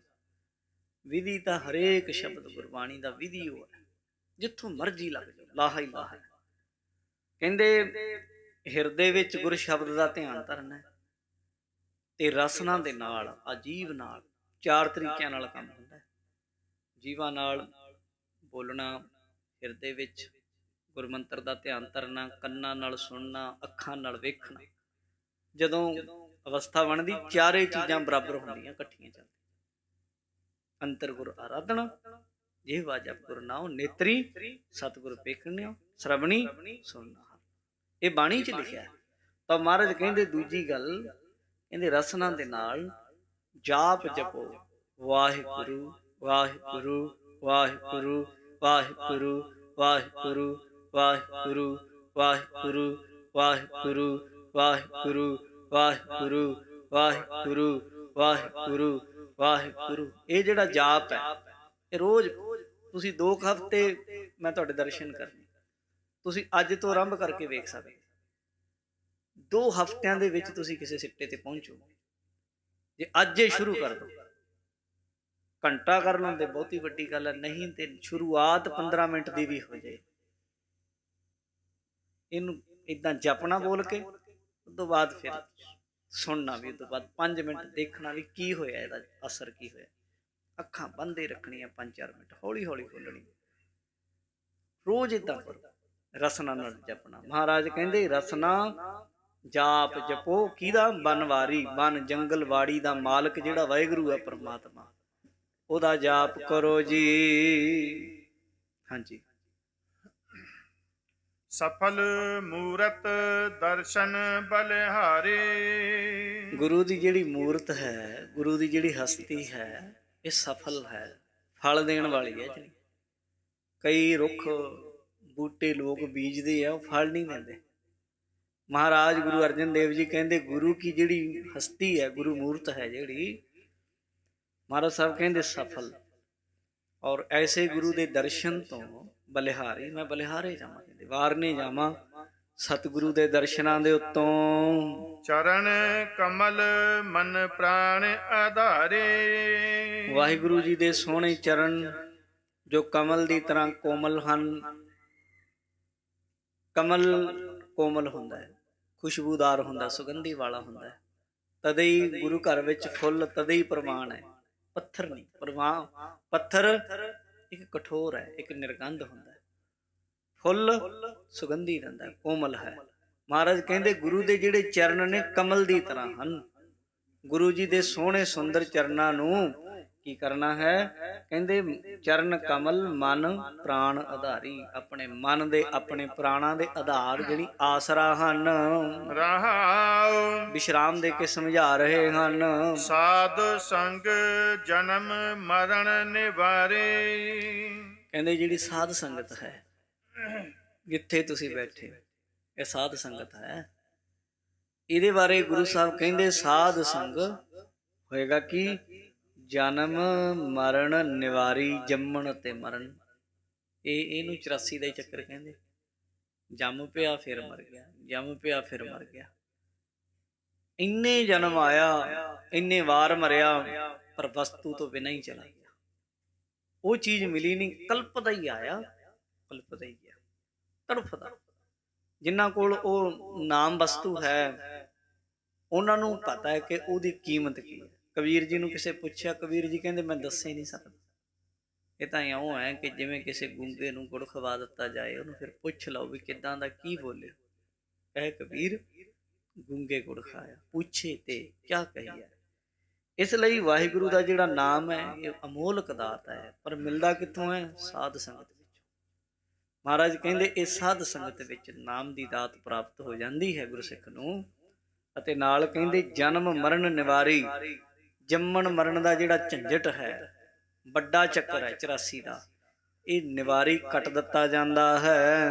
ਅੰਮ੍ਰਿਤ ਕਥਾ ਸੁਣ ਕਰਨ ਆਧਾਰੇ। ਤੇ ਕਹਿੰਦੇ ਕੰਨਾਂ ਨਾਲ ਅੰਮ੍ਰਿਤ ਕਥਾ ਸੁਣਨੀ ਹੈ। ਹੁਣ ਤੇ ਕਥਾ ਦਾ ਤਰੀਕਾ ਬਦਲ ਦਿੱਤਾ ਕਥਾਕਾਰਾਂ ਨੇ, ਸਾਡਿਆਂ ਨੇ। ਉਹਨਾਂ 'ਚ ਮੈਂ ਵੀ ਕਿਤੇ ਨਾ ਕਿਤੇ ਹਿੱਸੇਦਾਰ ਹਾਂ, ਉਸ ਪਾਪ ਵਿੱਚ। ਪਾਪ ਸਮਝਦਾ ਮੈਂ। ਕਥਾ ਦੀ ਥਾਂ ਨਿੰਦਾ ਸ਼ੁਰੂ ਹੋ ਗਈ। ਸਰੋਤੇ ਬਹੁਤ ਹੈ, ਮੈਂ ਇਸ ਚੀਜ਼ ਨੂੰ ਵੇਖਿਆ। ਮੈਨੂੰ ਕਈ ਬੰਦਿਆਂ ਨੇ ਇੱਥੇ ਵੀ ਇੰਗਲੈਂਡ ਵਿੱਚ ਵੀ ਆਖਿਆ, ਗਿਆਨੀ ਜੀ ਥੋੜ੍ਹਾ ਮਸ਼ਹੂਰ ਹੋਣਾ ਚਾਹੀਦਾ। ਮੈਂ ਕਿਹਾ ਕਿਵੇਂ ਹੋਵਾਂ? ਮੈਨੂੰ ਤੁਸੀਂ ਰਾਹ ਦੱਸ ਦਿਓ। ਜੇ ਤਾਂ ਕਥਾ ਕਰਕੇ ਹੀ ਬੰਦਾ ਮਸ਼ਹੂਰ ਹੁੰਦਾ, ਮੈਂ ਜਦੋਂ ਦੀ ਮੈਨੂੰ ਸੁਰਤ ਸੰਭਲੀ ਹੈ ਮੈਂ ਕਥਾਕਾਰਾਂ ਦੇ ਵਿੱਚ ਹੀ ਰਿਹਾ, ਵੱਡੇ ਵੱਡੇ ਵਿਦਵਾਨਾਂ 'ਚ ਰਿਹਾ, ਹਿੰਦੂਆਂ 'ਚ ਰਿਹਾ, ਮੁਸਲਮਾਨਾਂ 'ਚ ਰਿਹਾ, ਔਰ ਮੈਂ ਕਰਦਾ ਵੀ ਉਦੋਂ ਤੋਂ ਆਇਆ, ਭਾਵੇਂ ਗਲਤ ਜਿਵੇਂ ਵੀ ਕਰਦਾ ਸੀ। ਪਰ ਜਿਸ ਤਰੀਕੇ ਅੱਜ ਕੱਲ੍ਹ ਮਸ਼ਹੂਰ ਹੋਣ ਦਾ ਵੀ ਜੇ ਬੇਤੁਕਾ ਬਿਆਨ ਦੇ ਦਿਓ, ਇਦਾਂ ਦੀ ਗੱਲ ਸ਼ੁਰੂ ਕਰ ਲਓ, ਮੁੱਦਾ ਚੱਕ ਲਓ, ਦੂਜੇ ਦਿਨ ਮਸ਼ਹੂਰ ਹੋ ਜਾਣ। ਜੇ ਇਹਨੂੰ ਮਸ਼ਹੂਰ ਹੋਣਾ ਕਹਿੰਦੇ ਤੇ ਮੈਂ ਕਹਿਣਾ ਮਹਾਰਾਜ ਸੱਚੇ ਪਾਤਸ਼ਾਹ ਕਦੇ ਮਸ਼ਹੂਰ ਨਾ ਕਰੇ। ਜੇ ਗਲਤ ਗੱਲਾਂ ਕਰਕੇ ਪੰਥ ਵਿੱਚ ਉਹੀ ਗੱਲਾਂ ਬਖੇੜੇ ਹੀ ਖੜੇ ਕਰਨੇ ਆ ਤੇ ਕੀ ਕਰਨੀ, ਕੀ ਉਹਨਾਂ ਨੇ ਖੱਟ ਲਿਆ, ਕੀ ਤੁਹਾਨੂੰ ਦੇ ਦਿੱਤਾ? ਉਹ ਨਹੀਂ, ਉਹ ਗੁਰਮਤਿ ਨਹੀਂ ਹੈ। ਅਸਲ ਤੇ ਮੈਂ ਵੀ ਲੱਭਦਾ ਫਿਰਦਾ ਉਸ ਕਥਾ ਨੂੰ, ਕੋਈ ਵਿਰਲੇ ਗੁਰਮੁਖ ਹੈ ਜਿਹੜੇ ਇਕੱਠ ਦੀ ਕਥਾ ਕਰਦੇ ਆ, ਜਿਨ੍ਹਾਂ ਦੇ ਆਪ ਅੰਦਰ ਪ੍ਰਗਟ ਹੈ ਤੇ ਦੂਜਿਆਂ ਨੂੰ ਪ੍ਰਗਟ ਕਰਾਉਂਦੇ ਆ। ਨਹੀਂ ਤੇ ਸਾਰੀ ਜ਼ਿੰਦਗੀ ਸਾਧ ਸੰਗਤ ਖਹਿੰਦੇ ਹੀ ਫਿਰੀ ਜਾਂਦੇ ਆ, ਬਾਂਸਾਂ ਦੀ ਤਰ੍ਹਾਂ।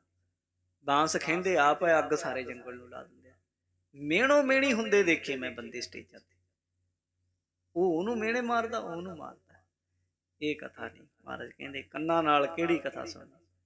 ਅੰਮ੍ਰਿਤ ਕਥਾ ਸੁਣ ਕਰਨ ਵਿਚਾਰੀ ਆਧਾਰੀ। ਕਹਿੰਦੇ ਅੰਮ੍ਰਿਤ ਕਥਾ, ਗੁਰਬਾਣੀ ਦੀ, ਗੁਰਬਾਣੀ ਅੰਮ੍ਰਿਤ ਹੈ, ਗੁਰਬਾਣੀ ਦੀ ਅੰਮ੍ਰਿਤ ਦੀ ਜਿਹੜੀ ਕਥਾ ਹੋਵੇ, ਕਹਿੰਦੇ ਇਹਨੂੰ ਕੰਨਾਂ ਨਾਲ ਸੁਣੋ, ਇਹ ਤੁਹਾਡੇ ਕੰਨਾਂ ਦਾ ਆਧਾਰ ਬਣਦੀ, ਆਸਰਾ ਬਣਦੀ ਹੈ। ਕਾਮ ਕ੍ਰੋਧ ਲੋਭ ਮੋਹ ਤਜਾਰੇ। ਇਹਦੇ ਨਾਲ ਪੰਜ ਚੋਰ ਹੈ ਸਾਡੇ ਸਾਰਿਆਂ ਕੋਲ ਹੈ, ਕਾਮ ਕ੍ਰੋਧ ਲੋਭ ਮੋਹ ਅਹੰਕਾਰ। ਕੋਈ ਕੁਛ ਮਰਜ਼ੀ ਕਹੀ ਜਾਵੇ, ਕਿਸੇ ਤੇ ਕੋਈ ਹਾਵੀ ਹੈ, ਕਿਸੇ ਤੇ ਕੋਈ ਹਾਵੀ ਹੈ। ਬਹੁਤ ਰੂਪ ਬਦਲ ਕੇ ਹਾਵੀ ਹੁੰਦੇ ਆ। ਕਬੀਰ ਜੀ ਨੇ ਇਸ ਗੱਲ ਨੂੰ ਆਪਣੇ ਆਪ ਮੰਨਿਆ, ਕਬੂਲਿਆ, ਐਲਾਨੀਆਂ ਕਬੂਲਿਆ। ਕਹਿੰਦੇ ਕਬੀਰ ਆਈ ਮੁਝੈ ਪੈ ਅਨਕ ਕਰੇ ਕਰ ਪੇਸ। ਮਾਇਆ ਦੇ ਇਹ ਪੰਜ ਕਹਿ ਲੋ ਅੱਗੇ ਚਮਚੇ ਆ, ਨੌਕਰ, ਉਹ ਬੈਠੀ ਹੁਕਮ ਕਰਦੀ। ਉਹ ਕਹਿੰਦਾ ਜੀ ਕਾਮ ਕਹਿੰਦਾ ਜੀ ਮੈਂ ਨਹੀਂ ਇਹ ਤੇ ਹਾਵੀ ਹੋ ਸਕਿਆ। ਕਹਿੰਦਾ ਕੋਈ ਨਾ। ਲੋਭ ਨੂੰ ਕਹਿੰਦੇ ਤੂੰ ਜਾ, ਫਿਰ ਤੂੰ ਮਾਰ ਤੀਰ ਜਾ। ਉਹ ਨਹੀਂ, ਫਿਰ ਮੋਹ ਨੂੰ ਕਹਿੰਦੇ ਤੂੰ ਜਾ, ਹੰਕਾਰ ਨੂੰ ਕਹਿੰਦੇ ਤੂੰ ਜਾ। ਮਹਾਰਾਜ ਨੇ ਆਖਿਆ ਵੱਡੀ ਫੌਜ, ਬਹੁਤ ਵੱਡੀ ਫੌਜ ਹੈ, ਔਰ ਮੁਹਕਮ ਫੌਜ ਹਠਲੀ ਰੇ ਆਖਿਆ ਨੂੰ। ਕਹਿੰਦੇ ਲੜਾਕੂ ਫੌਜ ਹੱਠ ਵਾਲੀ ਹੈ, ਕਹਿੰਦੀ ਆ ਜਿੱਤ ਕੇ ਜਾਣਾ ਇਹਨੂੰ। ਪਰ ਗੁਰੂ ਸਾਹਿਬ ਕਹਿੰਦੇ ਨੇ ਕਾਮ ਕ੍ਰੋਧ ਲੋਭ ਮੋਹ ਤਜਾਰੀ, ਤਜ ਦੇਣਾ, ਛੱਡ ਦੇਣਾ। ਕਹਿੰਦੇ ਗੁਰ ਸ਼ਬਦ ਦੀ ਬਰਕਤ ਨਾਲ ਜਦੋਂ ਸ਼ਬਦ ਪ੍ਰਗਟ ਹੁੰਦਾ ਹੈ, ਗੁਰਬਾਣੀ ਨਾਲ ਪਿਆਰ ਪੈਂਦਾ ਅੰਦਰੋਂ ਬੰਦੇ ਨੂੰ, ਨਾਮ ਸੱਚੀ ਮੁੱਚੀ ਨਾਮ ਨਾਲ ਪ੍ਰੇਮ ਪੈਂਦਾ, ਫਿਰ ਇਹਨਾਂ ਦਾ ਜ਼ੋਰ ਨਹੀਂ ਪੈਂਦਾ। ਪਹਿਲਾਂ ਪ੍ਰਗਟ ਰੂਪ ਚ ਆਉਂਦੇ ਸਨ, ਇਹ ਦੇਹ ਦੇ ਉੱਤੇ ਅਸਰ ਕਰਦੇ ਸਨ, ਮਨ ਉੱਤੇ। ਫਿਰ ਹੌਲੀ ਹੌਲੀ ਇਹ ਇੰਨੇ ਭੈੜੇ ਹੈ, ਕਈ ਵਾਰੀ ਸੁਪਨਿਆਂ ਵਿੱਚ ਦੀ ਬੰਦੇ ਨੂੰ ਤੰਗ ਕਰਦੇ ਆ। ਕਿਉਂਕਿ ਜਦੋਂ ਪਹਿਲਾਂ ਬੰਦਾ ਨਾਮ ਵਾਲੇ ਪਾਸੇ ਲੱਗਦਾ, ਜਾਂ ਨਾਮ ਦੀ ਕਮਾਈ ਕੋਈ ਗੁਰੂ ਨੂੰ ਬਖਸ਼ਿਸ਼ ਕਰਦਾ, ਜਾਗਦਿਆਂ ਤਾਂ ਸੁਚੇਤ ਰਹਿੰਦਾ ਹਰ ਵੇਲੇ। ਪਰ ਸ਼ੁਰੂਆਤੀ ਵਿੱਚ ਸੌਣ ਲੱਗਿਆਂ ਉਹਦਾ ਜਿਹੜਾ ਮਨ ਹੈ ਉਹ ਸ਼ਬਦ 'ਚ ਕਈ ਵਾਰੀ ਮਹਿਸੂਸ ਨਹੀਂ ਕਰ ਪਾਉਂਦਾ, ਹਾਲਾਂਕਿ ਹੁੰਦਾ ਸ਼ਬਦ ਵਿੱਚ ਹੀ ਹੈ। ਜੇ ਸੌਣ ਲੱਗਿਆਂ ਸ਼ਬਦ ਦਾ ਅਭਿਆਸ ਕਰਕੇ ਸੌਈਏ ਤੇ ਸਵੇਰ ਵੇਲੇ ਫੇਰ ਉੱਥੋਂ ਹੀ ਸ਼ਬਦ ਚੱਲ ਪਏ। ਗੁਰਮੁਖ ਦੱਸਦੇ ਸਨ, ਕਹਿੰਦੇ ਵੀ ਸਮਝੋ ਸਾਰੀ ਰਾਤ ਸ਼ਬਦ 'ਚ ਰਿਹਾ, ਪਰ ਮਨ ਸੁੱਤਾ ਹੁੰਦਾ, ਉਹਨੂੰ ਪਤਾ ਨਹੀਂ ਹੁੰਦਾ। ਇਸ ਲਈ ਸੁੱਤੇ ਹੋਣ ਕਰਕੇ ਪਹਿਰੇਦਾਰੀ ਹੈ ਜਿਹੜੀ, ਉਹਦੀ ਸਹੀ ਉਹਦਾ ਆਨੰਦ ਨਹੀਂ ਮਾਣ ਸਕਦਾ, ਉਹ ਸਾਈਡ ਤੇ ਹੋ ਜਾਂਦਾ, ਹੋਰ ਪਾਸੇ ਲੰਘ ਜਾਂਦਾ ਸੁਪਨਿਆਂ 'ਚ, ਸੰਸਕਾਰਾਂ 'ਚ। ਫਿਰ ਇੰਨੇ ਭੈੜੇ ਆ, ਫਿਰ ਇਹ ਸੁਪਨਿਆਂ ਵਿੱਚ ਵੀ ਤੰਗ ਕਰਦੇ। ਪਰ ਜਦੋਂ ਕਿਤੇ ਨਾਮ ਦ੍ਰਿੜ ਹੋ ਜਾਏ, ਫਿਰ ਸੁਪਨੇ 'ਚ ਵੀ ਨਾਮ ਨਿਕਲਦਾ ਹੈ। ਕਬੀਰ ਜੀ ਨੇ ਮੰਨਿਆ, ਕਬੀਰ ਸੁਪਨੇ ਹੂੰ ਬਰੁੜਾਏ ਕੈ ਜੇ ਮੁਖ ਨਿਕਸੈ ਰਾਮ। ਬਿਰਲਿਆਂ ਦੇ ਨਿਕਲਦਾ। ਗੁਰੂ ਜੀ ਕਹਿ ਰਹੇ ਹਨ, ਕਹਿੰਦੇ ਜਦੋਂ ਐਡੀ ਬਖਸ਼ਿਸ਼ ਹੋ ਜਾਂਦੀ, ਪਾਤਸ਼ਾਹ ਕਹਿੰਦੇ ਫਿਰ ਕਾਮ ਵੀ, ਕ੍ਰੋਧ ਵੀ, ਲੋਭ ਵੀ, ਮੋਹ ਵੀ, ਫਿਰ ਇਹ ਛੱਡ ਦਿੱਤੇ ਗੁਰਮੁਖ ਨੇ, ਫਿਰ ਉਹਦੇ ਤੇ ਹਾਵੀ ਨਹੀਂ ਹੁੰਦੇ। ਦ੍ਰਿੜ ਨਾਮ ਦਾਨ ਇਸਨਾਨ ਸੁਚਾਰੇ। ਤੇ ਗੁਰਸਿੱਖ ਦੇ ਲਈ ਕੁਝ ਨਿਯਮ ਲਾਜ਼ਮੀ ਹੈ। ਪਹਿਲਾਂ ਉਹਨੂੰ ਦ੍ਰਿੜ ਕਰਨੇ ਪੈਂਦੇ, ਫਿਰ ਉਹ ਦ੍ਰਿੜ ਹੋ ਜਾਂਦੇ ਆਪਣੇ ਆਪ। ਫਿਰ ਉਹਨੂੰ ਪਹਿਲਾਂ ਪਹਿਲਾਂ ਜ਼ੋਰ ਲਾਉਣਾ ਪੈਂਦਾ ਹੈ, ਫਿਰ ਸਹਿਜ ਵਿੱਚ ਹੋ ਜਾਂਦੀ। ਉਹ ਕੀ? ਦ੍ਰਿੜ ਨਾਮ ਦਾਨ ਇਸ਼ਨਾਨ ਸੁਚਾਰੀ। ਸਭ ਤੋਂ ਪਹਿਲਾਂ ਇਸ਼ਨਾਨ ਕਰਨਾ, ਉੱਠਣਾ, ਇਹ ਵੀ ਜ਼ਰੂਰੀ ਹੈ। ਪਹਿਲਾਂ ਪਹਿਲਾਂ ਤੇ ਉੱਠਣਾ ਹੀ ਔਖਾ ਹੁੰਦਾ ਹੈ ਬੰਦੇ ਲਈ, ਪਰ ਬਾਬਾ ਫਰੀਦ ਜੀ ਨੇ ਆਖਿਆ ਇਹ ਔਖਾ ਕੰਮ ਉੱਠਣਾ ਪਏਗਾ, ਉੱਠ ਕੇ ਹਿੰਮਤ ਕਰਨੀ ਪਏਗੀ, ਕਰਨੀ ਪਏਗੀ। ਉੱਠ ਫਰੀਦਾ, ਪਹਿਲਾਂ ਹੀ ਉੱਠਣਾ ਹੀ ਆ। ਉਦੋਂ ਬਾਅਦ ਉਜੂ ਸਾਜ, ਇਸ਼ਨਾਨ ਅਸੀਂ 5 ਇਸ਼ਨਾਨਾਂ ਕਹਿੰਦੇ, ਉਹ ਪੂਜੂ। ਉਦੋਂ ਬਾਅਦ ਫਿਰ ਇਬਾਦਤ, ਸੁਬਹ ਨਿਵਾਜ ਗੁਜ਼ਾਰ, ਜੋ ਸਿਰ ਸਾਈਂ ਨਾ ਨਿਭੈ ਸੋ ਸਿਰ ਕਾ ਪੋਤਾਰ। ਫਿਰ ਉਹਦੀ ਦਰਗਾਹ 'ਚ ਪਹੁੰਚਣਾ, ਸਿਰ ਝੁਕਾਉਣਾ 100 ਦਰ ਤੱਕ, ਉੱਥੇ ਤੱਕ ਪਹੁੰਚ ਕਿੱਥੇ। ਕਹਿੰਦੇ ਗੁਰਮੁਖ ਨੂੰ ਦ੍ਰਿੜ ਕਰਨਾ, ਇਸ਼ਨਾਨ ਹਰ ਰੋਜ਼ ਰੂਟੀਨ ਨਾਲ, ਨੇਮ ਨਾਲ, ਫਿਰ ਨਾਮ ਵੀ ਜਪਣਾ। ਨਾਮ ਦੇ ਵੈਸੇ ਸਵੇਰੇ ਉੱਠਣ ਸਾਰੇ ਸ਼ੁਰੂ ਹੋ ਜਾਂਦਾ, ਵਾਹਿਗੁਰੂ ਵਾਹਿਗੁਰੂ ਵਾਹਿਗੁਰੂ, ਇਹ ਵੀ ਨਾਮ। ਫਿਰ ਦਾਨ, ਆਪਣੀ ਕਿਰਤ ਵਿੱਚੋਂ ਦਸਵੰਧ ਕੱਢਣਾ, ਇਹ ਭੁੱਲਣਾ ਨਹੀਂ। ਇਹਦੇ ਨਾਲ ਸਾਡੇ ਕੰਮਾਂ 'ਚ ਬਰਕਤ ਪੈਂਦੀ ਹੈ। ਕਈ ਬੰਦਿਆਂ ਨੂੰ, ਕਿਉਂਕਿ ਜ਼ਿੰਦਗੀ 'ਚ ਸਾਧੂ ਚੰਗੇ ਵੀ ਮਿਲਦੇ, ਕਈ ਠੱਗ ਵੀ ਸੱਚੀ ਹੈਗੇ ਆ ਬਹੁਤ। ਜਦੋਂ ਕਈ ਵਾਰੀ ਬੰਦਾ ਠੱਗਾਂ ਦੇ ਧੱਕੇ ਚੜ੍ਹ ਜਾਂਦਾ ਹੈ, ਫਿਰ ਬੰਦੇ ਦੀ ਨਜ਼ਰ ਐਸੀ ਹੋ ਜਾਂਦੀ। ਪੰਜਾਬੀ ਦੀ ਕਹਾਵਤ ਹੈ, ਕਹਿੰਦੇ ਦੁੱਧ ਦਾ ਸਾੜਿਆ ਲੱਸੀ ਵੀ ਛਾਣ ਛਾਣ ਫੂਕਾ ਮਾਰ ਮਾਰ ਪੀਂਦਾ, ਐ ਸੁਣਿਆ। ਪਖੰਡੀਆਂ ਦੇ ਜਦੋਂ ਕਈ ਵਾਰੀ ਬੰਦਾ ਏਦਾਂ ਹੱਥੇ ਲੱਗ ਜਾਏ, ਔਰ ਮਿਲਣੇ ਜ਼ਰੂਰ ਹੈ, ਵੀ ਭੁਲੇਖਾ ਨਾ ਖਾਇਆ ਵੀ ਨਾ ਮਿਲਣ ਤੁਹਾਨੂੰ, ਇਹ ਰਾਏ ਐਸਾ। ਉਹਨਾਂ ਆਖਿਆ ਬਾਣੀ 'ਚ, ਕਹਿੰਦੇ ਬਰਸ ਏਕ ਹੋਂ ਕਰੇ ਕਿਨੈ ਨਾ ਪਰਚਾ ਪਾਏ, ਕਹਿਤਿਆ ਕਹਿਤੀ ਸੁਣੀ ਰਹਿਤ ਕੋ ਖੁਸ਼ੀ ਨਾ। ਹਰ ਨਾਮ ਛੋੜ ਦੂਜਾ ਲੱਗੇ, ਤਿਨ ਕੇ ਗੁਣ ਹੋ ਕਿਆ ਕਹੋ, ਗੁਰ ਦਈਏ ਮਿਲਾਓ ਮਿਲਾਏ ਭਿਖਿਆ, ਜਿਵ ਤੂੰ ਰੱਖੈ ਤਿਵ। ਉਹ ਕਹਿੰਦੇ ਮਿਲੇ ਰਹਿਓ ਸੰਤ ਹੋਂ ਟੋਲ, ਸਾਧ ਬਹੁ ਤੇਰੇ ਡਿੱਠੇ, ਸੰਨਿਆਸੀ ਤਪਸੀਆ ਮੁਖੋਂ ਇਹ ਪੰਡਤ ਮਿੱਠੇ। ਬੜੇ ਮਿਲੇ ਆ। ਗੁਰੂ ਗੋਬਿੰਦ ਸਿੰਘ ਮਹਾਰਾਜ ਨੇ ਆਪ ਆਖਿਆ, ਸਵਈਆਂ ਵਿੱਚ ਸ਼ਰਾਬ ਅਗੋ ਸੁਧ ਸਮੂਹ, ਸਿਧਾਨ ਕੇ ਦੇਖ ਫਿਰਿਓ ਘਰ ਜੋਗ ਜਤੀ ਕੇ, ਸੂਰ ਸੁਰਾਰਦਨ ਸੁਧ ਸੁਧਾਦਿਕ, ਸੰਤ ਸਮੂਹ ਅਨੇਕ ਮਤੀ ਕੇ, ਸਾਰੇ ਹੀ ਦੇਸ਼ ਕੋ ਦੇਖ ਰਹੇ ਹੋ ਮਤ, ਉਹ ਨਾ ਦੇਖੇ ਤੇ ਪ੍ਰਾਣਪਤੀ ਕੇ। ਕਹਿੰਦੇ ਬਥੇਰੇ ਮਤ ਵੇਖਿਆ, ਪਰ ਪਿਆਰੇ ਵਾਹਿਗੁਰੂ ਦੇ ਪ੍ਰਾਣਾਂ ਦੇ ਪਤੀ ਨਾਲ ਪਿਆਰ ਕਰਨ ਵਾਲਾ ਕਿੱਥੇ ਹੈ? ਉਹ ਪ੍ਰੇਮ ਵਾਲੀ ਗੱਲ ਹੈ ਨਹੀਂ। ਔਰ ਗੱਲ ਸੱਚ ਕਹੋ ਸੁਣ ਲਿਓ, ਸਭੈ ਜਿਨ ਪ੍ਰੇਮ ਕੀਤੇ ਨਹੀਂ ਪ੍ਰਭ ਪਾਇਓ, ਪ੍ਰੇਮ ਦੀ ਗੱਲ ਹੈ। ਪਰ ਪਖੰਡੀ ਬਥੇਰੇ ਮਿਲੇ। ਗੁਰੂ ਨਾਨਕ ਦੇਵ ਜੀ ਨੂੰ ਮਿਲੇ। ਗੁਰੂ ਨਾਨਕ ਦੇਵ ਜੀ ਨੂੰ ਤਾਂ ਐਸਾ ਬੰਦਾ ਵੀ ਮਿਲਿਆ ਜਿਹੜਾ ਆਪਣਾ ਨਾਮ ਨਾਨਕ ਰਖਾਈ ਫਿਰਦਾ ਸੀ।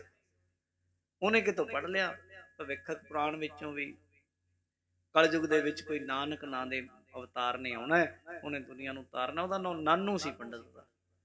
ਉਹ ਵਿਦਵਾਨ ਬੜਾ ਸੀ। ਉਹਨੇ ਸੋਚਿਆ ਖੌਰੇ ਮੇਰੇ ਬਾਰੇ ਹੀ ਹੈ, ਤੇ ਆਪਣੇ ਆਪ ਨੂੰ ਉਹਨੇ ਨਾਨਕ ਨਾਮ ਪ੍ਰਗਟ ਕਰ ਦਿੱਤਾ। ਤੇ ਗੁਰੂ ਨਾਨਕ ਦੇਵ ਜੀ ਨੂੰ ਜਦੋਂ ਮਿਲਿਆ, ਇੰਨੀ ਕੁ ਗੱਲ ਹੈ, ਫਿਰ ਉਹ ਮੰਨ ਗਿਆ ਵੀ ਹਾਂ ਮੈਨੂੰ ਲੱਗਦਾ ਮੈਂ ਨਹੀਂ ਤੁਸੀਂ। ਜਣੀ ਇਹ ਨਹੀਂ ਕਿ ਨਾ ਮਿਲਦੇ, ਹੁਣ ਮਿਲ ਜਾਂਦੇ ਆ। ਪਰ ਸਾਧ ਸੰਗਤ, ਇਹ ਤਾਂ ਕਿਹੜਾ ਕੰਮ ਹੈ ਜਿਹਦੇ ਵਿੱਚ ਕਸਵੱਟੀ ਨਹੀਂ। ਕੋਲਿਆਂ ਨੂੰ ਰਗੜੇ ਪੈਂਦੇ ਤਾਂ ਫਿਰ ਗੁਰਮੁਖੋ ਹੀਰੇ ਬਣਦੇ। ਕੋਹਿਨੂਰ ਦਾ ਹੀਰਾ ਵੀ ਐਂ ਲੱਭਿਆ ਸੀ ਕਿਸੇ ਨੂੰ, ਉਹ ਗਾਈਆਂ ਪਾਲਣ ਵਾਲੇ ਕਿਸਾਨ ਨੂੰ, ਉਹਦੇ ਵਿੱਚੋਂ ਪਾਣੀ ਦੇ ਵਿੱਚ ਰੁੜਦਾ ਲੱਭ ਪਿਆ ਸੀ। ਉਹਨੇ ਘਰੇ ਰੱਖਤਾ, ਨਿਆਣੇ ਖੇਡਦੇ ਰਹੇ ਕਈ ਦਿਨ ਤਾਂ ਉਹਦੇ ਨਾਲ। ਉਹਨੂੰ ਸਮਝ ਨਹੀਂ ਸੀ, ਕਦਰ ਨਹੀਂ ਸੀ। ਜਿਹੜੀ ਏਦਾਂ ਹੀ ਚੀਜ਼ਾਂ ਹੁੰਦੀਆਂ, ਪੱਥਰਾਂ ਚੋਂ ਹੀਰੇ ਲੱਭਦੇ ਆ। ਇਹ ਨਹੀਂ ਹੁੰਦਾ ਕਿ ਹੀਰੇ ਹੀ ਤੁਹਾਨੂੰ ਲੱਭੀ ਜਾਣ, ਪਰ ਅਸੀਂ ਆਪਣੇ ਰਾਹ ਤੇ ਚੱਲਦੇ ਰਹਿਣਾ। ਕਈ ਵਾਰ ਜ਼ਿੰਦਗੀ ਵਿੱਚ, ਮੈਂ ਇਸ ਕਰਕੇ ਗੱਲ ਕਰ ਰਿਹਾ, ਕਈ ਵਾਰ ਸਾਡੀ ਕਮਾਈ ਕਈ ਗਲਤ ਬੰਦਿਆਂ ਕੋਲ ਜਾਂਦੀ ਹੈ, ਗਈ ਰਹੀ ਹੈ। ਮੈਂ ਵੀ ਕਈ ਵਾਰ, ਜਿੱਦਾਂ ਦਾ ਮਹਾਰਾਜ ਨੇ ਸਾਨੂੰ ਦਿੱਤਾ ਹੁਕਮ, ਕਈ ਬੰਦੇ ਇੱਦਾਂ ਦੇ ਟੱਕਰੇ ਆ ਝੂਠੇ, ਯਾਨੀ ਕੁਛ ਵੀ ਨਹੀਂ ਸੀ। ਉਹਨਾਂ ਆਖਿਆ ਗਿਆ ਨਹੀਂ ਜੀ ਅਸੀਂ ਇਲਾਜ ਕਰਾਉਣਾ ਹੈ ਸਾਡੇ, ਹੁਣ ਕਿਹਨੂੰ ਜਾ ਕੇ ਫੋਨ ਤੇ ਕਿਸੇ ਨੇ ਕਹਿ ਦਿੱਤਾ ਸੀ ਜਾ ਕੇ ਚੈੱਕ ਕਰੀਏ, ਰਿਪੋਰਟਾਂ ਵੀ ਬਣਾ ਦਿੱਤੀਆਂ, ਸਾਰਾ ਕੁਝ ਕਹਿ ਦਿੱਤਾ, ਲੈ ਬਈ ਚੱਲ ਪਾ ਦਿੰਦੇ ਆ ਪੈਸੇ ਤੈਨੂੰ। ਬਾਅਦ ਚ ਪਤਾ ਲੱਗਿਆ ਬੰਦੇ ਨੂੰ ਕੁਛ ਵੀ ਨਹੀਂ ਸੀ।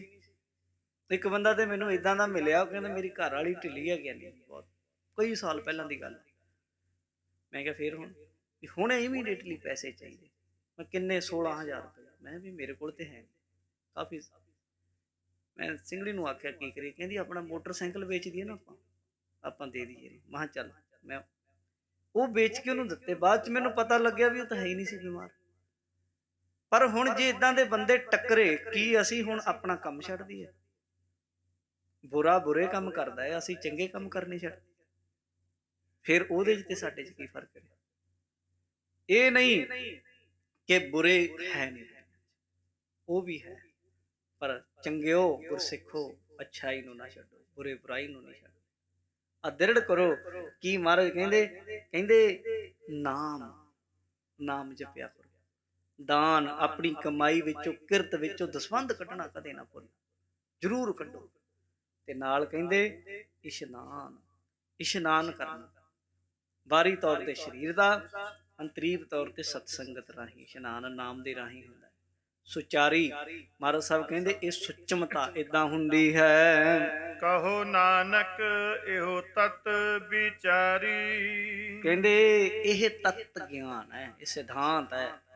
ਇਹ ਵਿਚਾਰ ਕੇ ਕਹਿੰਦੇ ਹਾਂ, RAM ਨਾਮ ਜਪ ਪਾਰ ਉਤਾਰੀ। ਵਾਹਿਗੁਰੂ ਪਰਮੇਸ਼ਰ ਜੀ ਦਾ ਨਾਮ ਜਪ ਕੇ, ਰਾਮ ਦਾ ਨਾਮ ਜਪ ਕੇ ਪਾਰ ਉਤਾਰਾ ਹੁੰਦਾ ਹੈ। ਤੇਰਾ ਵੀ ਹੋ ਜਾਏਗਾ, ਹੋਰਨਾਂ ਦਾ ਵੀ ਹੋ ਜਾਏਗਾ, ਪਹਿਲਾਂ ਵੀ ਹੋਇਆ ਹੈ। ਸੋਹੀ ਮਹਲਾ ਪੰਜਵਾਂ। ਸੂਹੀ ਰਾਗ ਵਿੱਚ ਅਗਲਾ ਸ਼ਬਦ ਪੰਚਮ ਪਾਤਸ਼ਾਹ ਜੀ ਦਾ ਹੈ। ਲੋਭ ਮੋਹਿ ਮਗਨ ਅਪਰਾਧੀ। ਦੇਖੋ ਕਰਨ ਹਾਰ ਕੀ ਸੇਵਨਾ ਸਾਧੀ। ਗੁਰੂ ਪਾਤਸ਼ਾਹ ਜੀ ਕੀ ਕਹਿ ਰਹੇ? ਕਹਿੰਦੇ ਦੇਖੋ, ਜਿਹੜਾ ਕੰਮ ਕਰਨ ਵਾਲਾ ਸੀ ਉਹ ਕੀਤਾ ਹੀ, ਉਲਝ ਹੀ ਰਿਹਾ। ਕਾਹਦੇ ਚ ਉਲਝਿਆ? ਕਹਿੰਦੇ ਪੰਜਾਂ ਨਾਲੇ ਵਾਹ ਪੈਂਦਾ। ਇਹ ਵਾਰ ਇਹ ਖਿੱਚਦੇ ਆ, ਵਾਰ ਮਾਇਆ ਤੇ ਅਟਕਿਆ। ਇੱਕ ਬੰਦੇ ਨੂੰ ਕਿਤੇ ਛੱਡਦੇ ਆ ਜਿਹਦੇ ਵਿੱਚ ਪੰਜੇ ਹੋਣ, ਪੰਜ ਰੋਗ ਅਸਾਧ ਜਾਮੈ, ਤਾਂ ਕਿ ਕੇਤਕ ਆਸ ਕਿੱਥੋਂ ਬਚਾ ਲਓਗੇ ਭਾਈ। ਗੁਰੂ ਜੀ ਕਹਿ ਰਹੇ ਨੇ, ਕਹਿੰਦੇ ਲੋਭ ਮੋਹੇ ਮਗਨ ਅਪਰਾਧੀ। ਇੱਕ ਲੋਭ ਕਹਿੰਦੇ ਲਾਲਚ, ਅਗਲਾ ਕੀ ਮੋਹ, ਮਮਤਾ, ਮੋਹ। ਇੱਕ ਤਾਂ ਹੁੰਦਾ ਮੋਹ ਉਹਨਾਂ ਖਰਚਿਆਂ ਤੱਕ ਰਹਿਣਾ, ਉਹ ਵੀ ਗੁਰੂ ਸਾਹਿਬ ਨੇ ਆਖਿਆ ਕੁਰਬਾਨ ਕੀਤਾ ਤਿਸੈ ਬਿਟੂ ਜਿਨ ਮੋਹ ਮਿੱਠਾ ਲਾਇਆ। ਵਾਹਿਗੁਰੂ ਮੈਂ ਤੇਰੇ ਤੋਂ ਕੁਰਬਾਨੇ ਜਾਵਾਂ, ਤੂੰ ਮਿੱਠਾ ਮੋਹ ਲਾਇਆ, ਪੰਛੀਆਂ ਵਿੱਚ ਵੀ ਪਾ ਦਿੱਤਾ। ਉਹਨਾਂ ਨੂੰ ਪਤਾ ਵੀ ਇਹਨਾਂ ਨੂੰ, ਇਹ ਛੋਟੇ ਬੱਚੇ ਉੱਡ ਨਹੀਂ ਸਕਦੇ, ਉਹਨਾਂ ਨੂੰ ਦਾਣਾ ਚੁੱਕ ਕੇ ਮਾਵਾਂ ਲਿਆਂਦੀਆਂ ਮੂੰਹ ਚ ਪਾਉਂਦੀਆਂ, ਹੋਰ ਹੀ ਪਰਵਰਿਸ਼।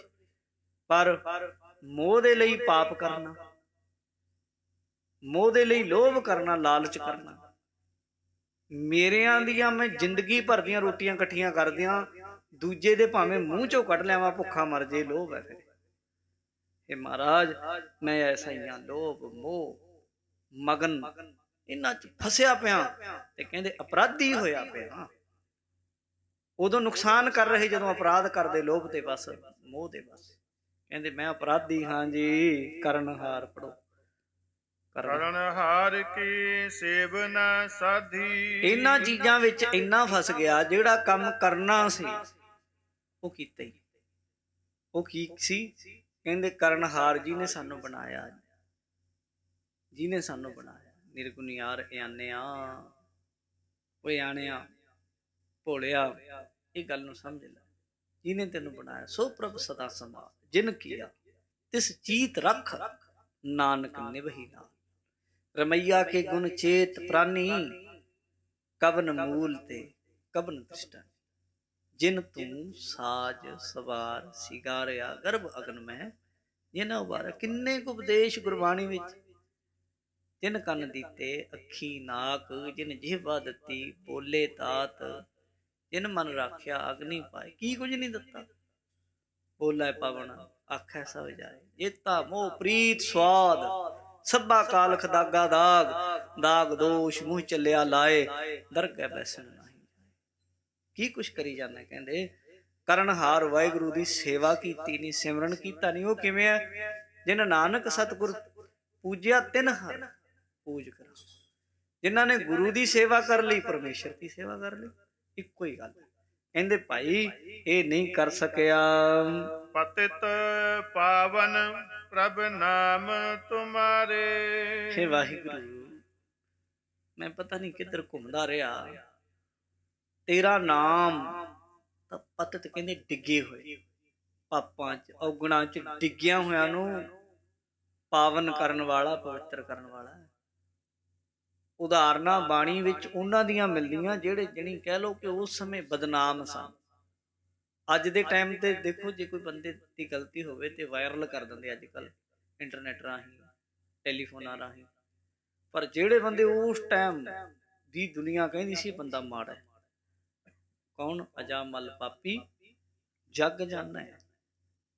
ਦੁਨੀਆ ਉਦੋਂ ਵੀ ਜਾਣਦੀ ਸੀ ਇਹ ਪਾਪੀ ਹੈ, ਪਰ ਮਹਾਰਾਜ ਕਹਿੰਦੇ ਜਦੋਂ ਉਧਾਰਿਆ ਨਿਮਖ ਮਾਹੇ ਨਿਸਤਾਰ, ਟਾਈਮ ਥੋੜਾ ਲਈ ਅੱਖ ਝਪਕਣ ਜਿੰਨੀ ਕੁ ਦੇਰ, ਨਿਮੇਕਸ਼ ਕਹਿੰਦੇ ਇੰਨੇ ਕੁ ਸਮੇਂ ਦੇ ਵਿੱਚ ਉਧਾਰ ਕਰਨ ਵਾਲਾ ਤੇਰਾ ਪਾਵਨ ਨਾਮ ਹੈ।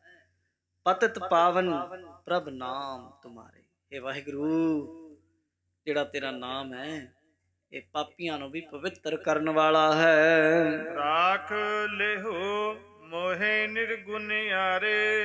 ਮਹਾਰਾਜ ਮੈਨੂੰ ਵੀ ਰੱਖ ਲਓ ਆਪਣੇ ਘਰ, ਆਪਣੇ ਦਰ, ਆਪਣੀ ਸੰਗਤ ਵਿੱਚ, ਆਪਣਾ ਗੋਲਾ, ਆਪਣਾ ਸੇਵਕ ਜਾਂ ਨਾਨਕ ਕਰਕੇ ਲਾਲੇ ਗੋਲੇ ਬਣਾ ਕੇ ਮੈਨੂੰ ਰੱਖ ਲੈ।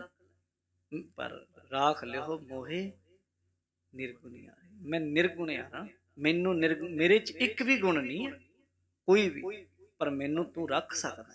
ਇਹ ਤੇਰੀ ਵਡਿਆਈ ਹੈ ਬਾਬੇ ਨਾਨਕ ਗੁਰੂ ਪਾਤਸ਼ਾਹ। ਤੂੰ ਔਗੁਣਿਆਰਿਆਂ ਨੂੰ ਤਾਰਿਆ, ਤੂੰ ਪਾਪੀਆਂ ਨੂੰ ਤਾਰਿਆ, ਤੂੰ ਠੱਗਾਂ ਨੂੰ ਤਾਰਿਆ, ਤੂੰ ਚੋਰਾਂ ਨੂੰ ਤਾਰਿਆ, ਤੂੰ ਰਾਖਸ਼ਾਂ ਨੂੰ ਤਾਰਿਆ। ਸ਼ਾਇਦ ਮੈਂ ਉਹਨਾਂ ਤੋਂ ਵੀ ਵੱਡਾ ਰਾਖਸ਼ ਪਾਪੀ ਹੋਵਾਂ, ਠੀਕ ਹੈ, ਮੈਂ ਜਿੱਡਾ ਵੀ ਪਾਪੀ ਹੋਵਾਂ, ਪਰ ਤੇਰੇ ਤਾਰਨ ਵਾਲੇ ਤੋਂ ਵੱਡਾ ਤਾਂ ਨਹੀਂ ਹੋ ਸਕਦਾ। ਮੇਰੇ ਔਗਣ ਭਾਵੇਂ ਲੱਖ ਨੇ, ਪਰ ਤੇਰੀਆਂ ਬਖਸ਼ਿਸ਼ਾਂ ਉਦੋਂ ਵੀ ਵੱਡੀਆਂ। ਤੂੰ ਮੈਨੂੰ ਤਾਰ ਲੈ। ਰਹਾਉ ਵਿਸ਼ਰਾਮ ਦੇ ਕੇ ਸਮਝਾ ਰਹੇ ਹਨ, ਤੂੰ ਦਾਤਾ ਪ੍ਰਭ ਅੰਤਰ ਜਾਮੀ। ਤੂੰ ਦਾਤਾ ਹੈ, ਤੇਰੇ ਹੱਥ ਕੀ ਕੁਝ ਨਹੀਂ, ਲੋਕ ਪਰਲੋਕ ਦੀਆਂ ਦਾਤਾਂ ਨੇ। ਹੈ ਮੇਰੇ ਪ੍ਰਭੂ, ਮੇਰੇ ਮਾਲਕ, ਤੂੰ ਅੰਤਰਜਾਮੀ ਆ, ਤੂੰ ਮੇਰੇ ਅੰਦਰ ਦੀ ਵੀ ਜਾਣਦਾ, ਮੇਰੀ ਹਾਲਤ ਨੂੰ ਜਾਣਦਾ। ਮੈਂ ਭਾਵੇਂ ਲੋਕਾਂ ਦੇ ਸਾਹਮਣੇ ਕਿੰਨਾ ਹੀ ਚੰਗਾ ਬਣਦਾ ਹੋਵਾਂ, ਪਰ ਤੇਰੇ ਸਾਹਮਣੇ ਜਦ ਖੜਦਾ ਤੂੰ ਤਾਂ ਮੇਰੇ ਅੰਦਰ ਨੂੰ ਜਾਣਦਾ, ਪਰਖਦਾ। ਤੇਰੀ ਮਸ਼ੀਨ ਤੇ ਐਡੀ ਤਕੜੀ ਐਕਸਰੇ ਦੀ ਮਸ਼ੀਨ ਵੀ ਨਹੀਂ ਦੇਖ ਸਕਦੀ ਜਿਹੜਾ ਕੁਝ ਹੱਡੀਆਂ ਦੇਖਦੀ, ਸਰੀਰ ਵੇਖਦੀ, ਮਨ ਨੂੰ ਥੋੜਾ ਦੇਖਦੀ, ਪਰ ਤੂੰ ਤਾਂ ਅੰਦਰ ਦੀ ਹਾਲਤ ਨੂੰ ਵੇਖ ਲੈ। ਅੰਤਰਜਾਮੀ ਹੈ। ਕਾਚੀ ਦੇਹ ਮਾਨੁਖ ਅਭਿਮਾਨੀ। ਮੈਂ ਕੱਚੀ ਦੇਹੀ ਦਾ, ਇੱਕ ਤਾਂ ਹੋਵੇ ਨਾ ਪੱਕੀ ਰਹਿਣ ਵਾਲੀ, ਉਹ ਤਾਂ ਇੱਕ ਵੱਖਰੀ ਗੱਲ ਹੈ, ਪਰ ਕੱਚੀ ਹੈ।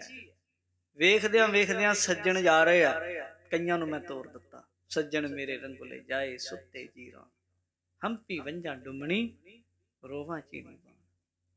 ਪਰ ਕੱਚੀ ਦੇਹੀ ਦਾ ਮੈਂ ਐਡਾ ਮਾਣ ਕਰ ਰਿਹਾ ਕਿ ਮਹਾਰਾਜ ਸਾਹਿਬ ਕਹਿੰਦੇ ਨੇ, ਕਾਚੀ ਦੇਹ ਮਾਨੁਖ ਅਭਿਮਾਨੀ। ਇਸ ਕੱਚੀ ਮਿੱਟੀ ਦੀ ਬਣੀ ਇਸ ਮੰਡੋਲੀ ਦੇ ਉੱਤੇ ਮਹਾਰਾਜ ਸਾਹਿਬ ਕਹਿੰਦੇ ਇਹ ਅਭਿਮਾਨ ਕਰੀ ਬੈਠਾ ਹੈ, ਹੰਕਾਰ ਕਰੀ ਬੈਠਾ ਹੈ, ਹਿਰਦੇ ਵਿੱਚ ਮਾਣ ਵੀ ਇਹ ਸਦਾ ਹੀ ਰਹੂਗੀ ਪਤਾ ਨਹੀਂ, ਪਰ ਜਾ ਰਹੀ ਆ ਰੋਜ਼ ਰੋਜ਼। ਛਿਨ ਛਿਨ ਔਦ ਵਿਹਾਤ ਹੈ, ਫੂਟੇ ਘਟ ਜਾਓ ਪਾਨੀ। ਕਿਤੇ ਮਹਾਤਮਾ ਬੁੱਧ ਨੂੰ ਇੰਨੀ ਕੀ ਗੱਲ ਸਮਝ ਲੱਗੀ ਸੀ, ਸਿਧਾਰਥ ਨੂੰ। ਉਹਨੇ ਪਹਿਲਾਂ ਇੱਕ ਬਚਪਨ ਤਾਂ ਹੈ ਹੀ ਸੀ, ਇੱਕ ਜਵਾਨ ਜਾਂਦਾ ਦੇਖ ਲਿਆ, ਜਵਾਨੀ ਵੀ ਦੇਖੀ ਸੀ ਉਹਨੇ, ਫਿਰ ਅੱਗੇ ਬੁੱਢਾ ਜਾਂਦਾ ਵੇਖ ਲਿਆ। ਉਹ ਨਹੀਂ ਸੀ ਪਤਾ, ਕਿਉਂਕਿ ਕਿਸੇ ਸੰਤ ਨੇ ਉਹਨਾਂ ਨੂੰ ਆਖਿਆ ਸੀ, ਉਹਦੇ ਪਿਤਾ ਨੂੰ ਵੀ, ਇਹਨੂੰ ਕੋਈ ਬੰਦਾ ਮਰਦਾ ਜਾਂ ਨਾ ਦਿਖਾਈ, ਕੋਈ ਇੱਦਾਂ ਦੀ ਅਨੋਖੀ ਚੀਜ਼ ਨਾ ਦਿਖਾਈ, ਜੇ ਦਿਖਾ ਦਿੱਤੀ ਇਹ ਦੁਨੀਆ ਛੱਡ ਦੂ, ਘਰ ਬਾਰ ਛੱਡ ਦੂਗਾ। ਉਹਨੇ ਅੰਦਰ ਹੀ ਰੱਖਿਆ ਸੀ, ਪਰ ਇੱਕ ਦਿਨ ਨਿਕਲ ਗਿਆ। ਜਿਨ੍ਹਾਂ ਦੇ ਮਸਤਕ ਤੇ ਮੋਹਰ ਲੱਗੀ, ਕੌਣ ਰੋਕੇ? ਕੋਈ ਰੋਕ ਸਕਦਾ? ਏਦਾਂ ਹੀ ਕਿਰਪਾ ਹੁੰਦੀ। ਨਿਕਲਿਆ ਬਜ਼ੁਰਗ ਤੁਰ ਪਿਆ। ਉਹ ਕਹਿੰਦਾ ਇਹ ਕੌਣ ਤੁਰਿਆ ਜਾਂਦਾ ਵਿਦੇਸ਼? ਸਾਰਥੀ ਨੂੰ ਕਹਿੰਦਾ ਬੁੱਢਾ। ਇਹ ਕਹਿੰਦਾ ਟੇਢਾ ਜਿਹਾ ਕਿਉਂ ਤੁਰਦਾ? ਕਹਿੰਦਾ ਜੀ ਇਹ ਫਿਰ ਬੁੱਢਾ ਹੋ ਕੇ ਤੁਰਨੇ ਲੱਗ ਜਾਂਦਾ। ਉਹ ਕਹਿੰਦਾ ਹੋ ਕੇ ਦਾ ਕੀ ਮਤਲਬ? ਕਹਿੰਦਾ ਵੀ ਹੈ ਤਾਂ ਇਹ ਵੀ ਬਚਪਨ ਚੋਂ ਹੀ ਆਇਆ, ਕਿਹੜਾ ਏਦਾਂ ਦਾ ਹੀ ਜਨਮਿਆ ਸੀ। ਕਹਿੰਦਾ ਅੱਛਾ। ਉਹ ਕਹਿੰਦਾ ਫਿਰ ਮੇਰੇ ਨਾਲ ਵੀ ਏਦਾਂ ਹੋ ਸਕਦੀ? ਉਹ ਕਹਿੰਦਾ ਹਾਂ, ਬਚਪਨ ਤਾਂ ਗਿਆ, ਹੁਣ ਜਵਾਨੀ ਹੈ ਤੇਰੀ, ਹੁਣ ਅਗਲਾ ਸਟੈਪ ਇਹੀ ਹੈ। ਥੋੜਾ ਜਿਹਾ ਦੂਰ ਅੱਗੇ ਗਏ, ਅੱਗੇ ਦੇਖਿਆ 4 ਬੰਦੇ ਚੁੱਕੀ ਜਾਣ ਬੰਦੇ ਨੂੰ ਅੱਗੇ। ਉਹ ਕਹਿੰਦਾ ਰੋਕ ਘੋੜਾ, ਇਹ ਕੀ ਹੈ? ਉਹ ਕਹਿੰਦਾ ਬੰਦਾ ਮਰਿਆ ਜਾ ਰਿਹਾ। ਕਹਿੰਦਾ ਮਰ ਗਿਆ ਮਤਲਬ? ਕਹਿੰਦਾ ਇਹਨੂੰ ਸ਼ਮਸ਼ਾਨ ਨੂੰ ਲੈ ਕੇ ਚੱਲੇ, ਆਪ ਨਹੀਂ ਜਾ ਸਕਦਾ। ਕਹਿੰਦਾ ਜਿਸ ਦਿਨ ਸਾਹ ਨਿਕਲ ਗਿਆ ਆਪ ਨਹੀਂ ਤੁਰ ਹੋਣਾ। ਕੀ ਕਰਨਗੇ? ਕਹਿੰਦਾ ਵੀ ਕੋਈ ਸਾੜ ਦਿੰਦਾ, ਕੋਈ ਦੱਬ ਦਿੰਦਾ, ਕੋਈ ਪਾਣੀ 'ਚ ਵਹਾ ਦਿੰਦਾ। ਕਹਿੰਦਾ ਅੱਛਾ ਮੇਰੇ ਨਾਲ ਵੀ ਹੋਊ? ਕਹਿੰਦਾ ਹਾਂ ਤੇਰੇ ਨਾਲ ਵੀ ਹੋਊ। ਥੋੜਾ ਜਿਹਾ ਅੱਗੇ ਗਿਆ, ਅੱਗੇ ਦੇਖਿਆ ਮਸਤ ਬੈਠੇ ਰੱਬ ਮਿਲਣ ਵਾਲੇ ਫਕੀਰ, ਨਾ ਢੈਂਦੀ ਦੀ ਨਾ ਚੜ੍ਹਦੀ ਦੀ ਕੋਈ। ਇਹ ਕਹਿੰਦਾ ਇਹ ਕੌਣ ਨੇ? ਕਹਿੰਦਾ ਇਹ ਫਕੀਰ ਨੇ। ਇਹ ਕਹਿੰਦਾ ਉਹਨਾਂ ਤੋਂ ਵੱਖਰੇ ਹੈ। ਉਹ ਚੀਜ਼ ਨੂੰ ਸਮਝ ਕੇ ਇਸ ਪਾਸੇ ਲੱਗ ਗਏ। ਕਹਿੰਦਾ ਜੇ ਫਿਰ ਆਹੀ ਕੁਛ ਆ, ਚੱਕ ਫਿਰ ਲੈ ਜਾ ਰਾਤ, ਆਪਾਂ ਵੀ ਚੱਲੇ। ਜਿੱਦਣ ਸਮਝ ਆ ਜਾਏ ਵੀ ਕੱਚੀ ਹੈ, ਉਦਣ ਫਿਰ ਸਹੀ ਪਾਸੇ ਲੱਗ ਜਾਏ। ਜੇ ਨਹੀਂ ਫਿਰ ਅਪਮਾਨ ਕਰਦਾ, ਮੇਰੇ ਵਰਗਾ ਸੋਹਣਾ ਕੋਈ ਨਹੀਂ, ਮੇਰੇ ਵਰਗਾ ਤਕੜਾ ਕੋਈ ਨਹੀਂ, ਮੇਰੇ ਵਰਗਾ ਇੰਟੈਲੀਜੈਂਟ ਕੋਈ ਨਹੀਂ, ਸਿਆਣਾ ਕੋਈ ਨਹੀਂ। ਇਹ ਕੱਚੀ ਚੀਜ਼ ਦਾ ਅਪਮਾਨ ਕਰ ਰਿਹਾ ਹੈ। ਸਵਾਦ ਬਾਦ ਈਰਖ ਮਦ ਮਾਇਆ। ਤੇ ਇਸ ਕੱਚੀ ਦੇਹੀ ਵਿੱਚ ਕਿਹੜੀਆਂ ਚੀਜ਼ਾਂ ਪਾਈ ਫਿਰਦਾ ਹੈ? ਇੱਕ ਤੇ ਕਹਿੰਦੇ ਸਵਾਦ ਦਾ ਮਾਰਿਆ ਪਿਆ, ਜੀਭ ਦਾ। ਇਹ ਬਹੁਤ ਤੰਗ ਕਰਦੀ ਹੈ ਬੰਦੇ ਨੂੰ। ਸਵਾਦ ਇਹ ਤਾਂ ਲੋੜ ਅਨੁਸਾਰ ਛਕਣਾ, ਖਾਣਾ, ਚਖਣਾ ਚਾਹੀਦਾ। ਸਾਨੂੰ ਕੋਈ ਤਿਆਗੀ ਨਹੀਂ ਬਣਾਇਆ ਮਹਾਰਾਜ ਨੇ, ਭੁੱਖੇ ਰਹਿਣਾ, ਛੱਡਣਾ। ਪਰ ਸਵਾਦ ਲਈ ਮਰੀ ਜਾਣਾ।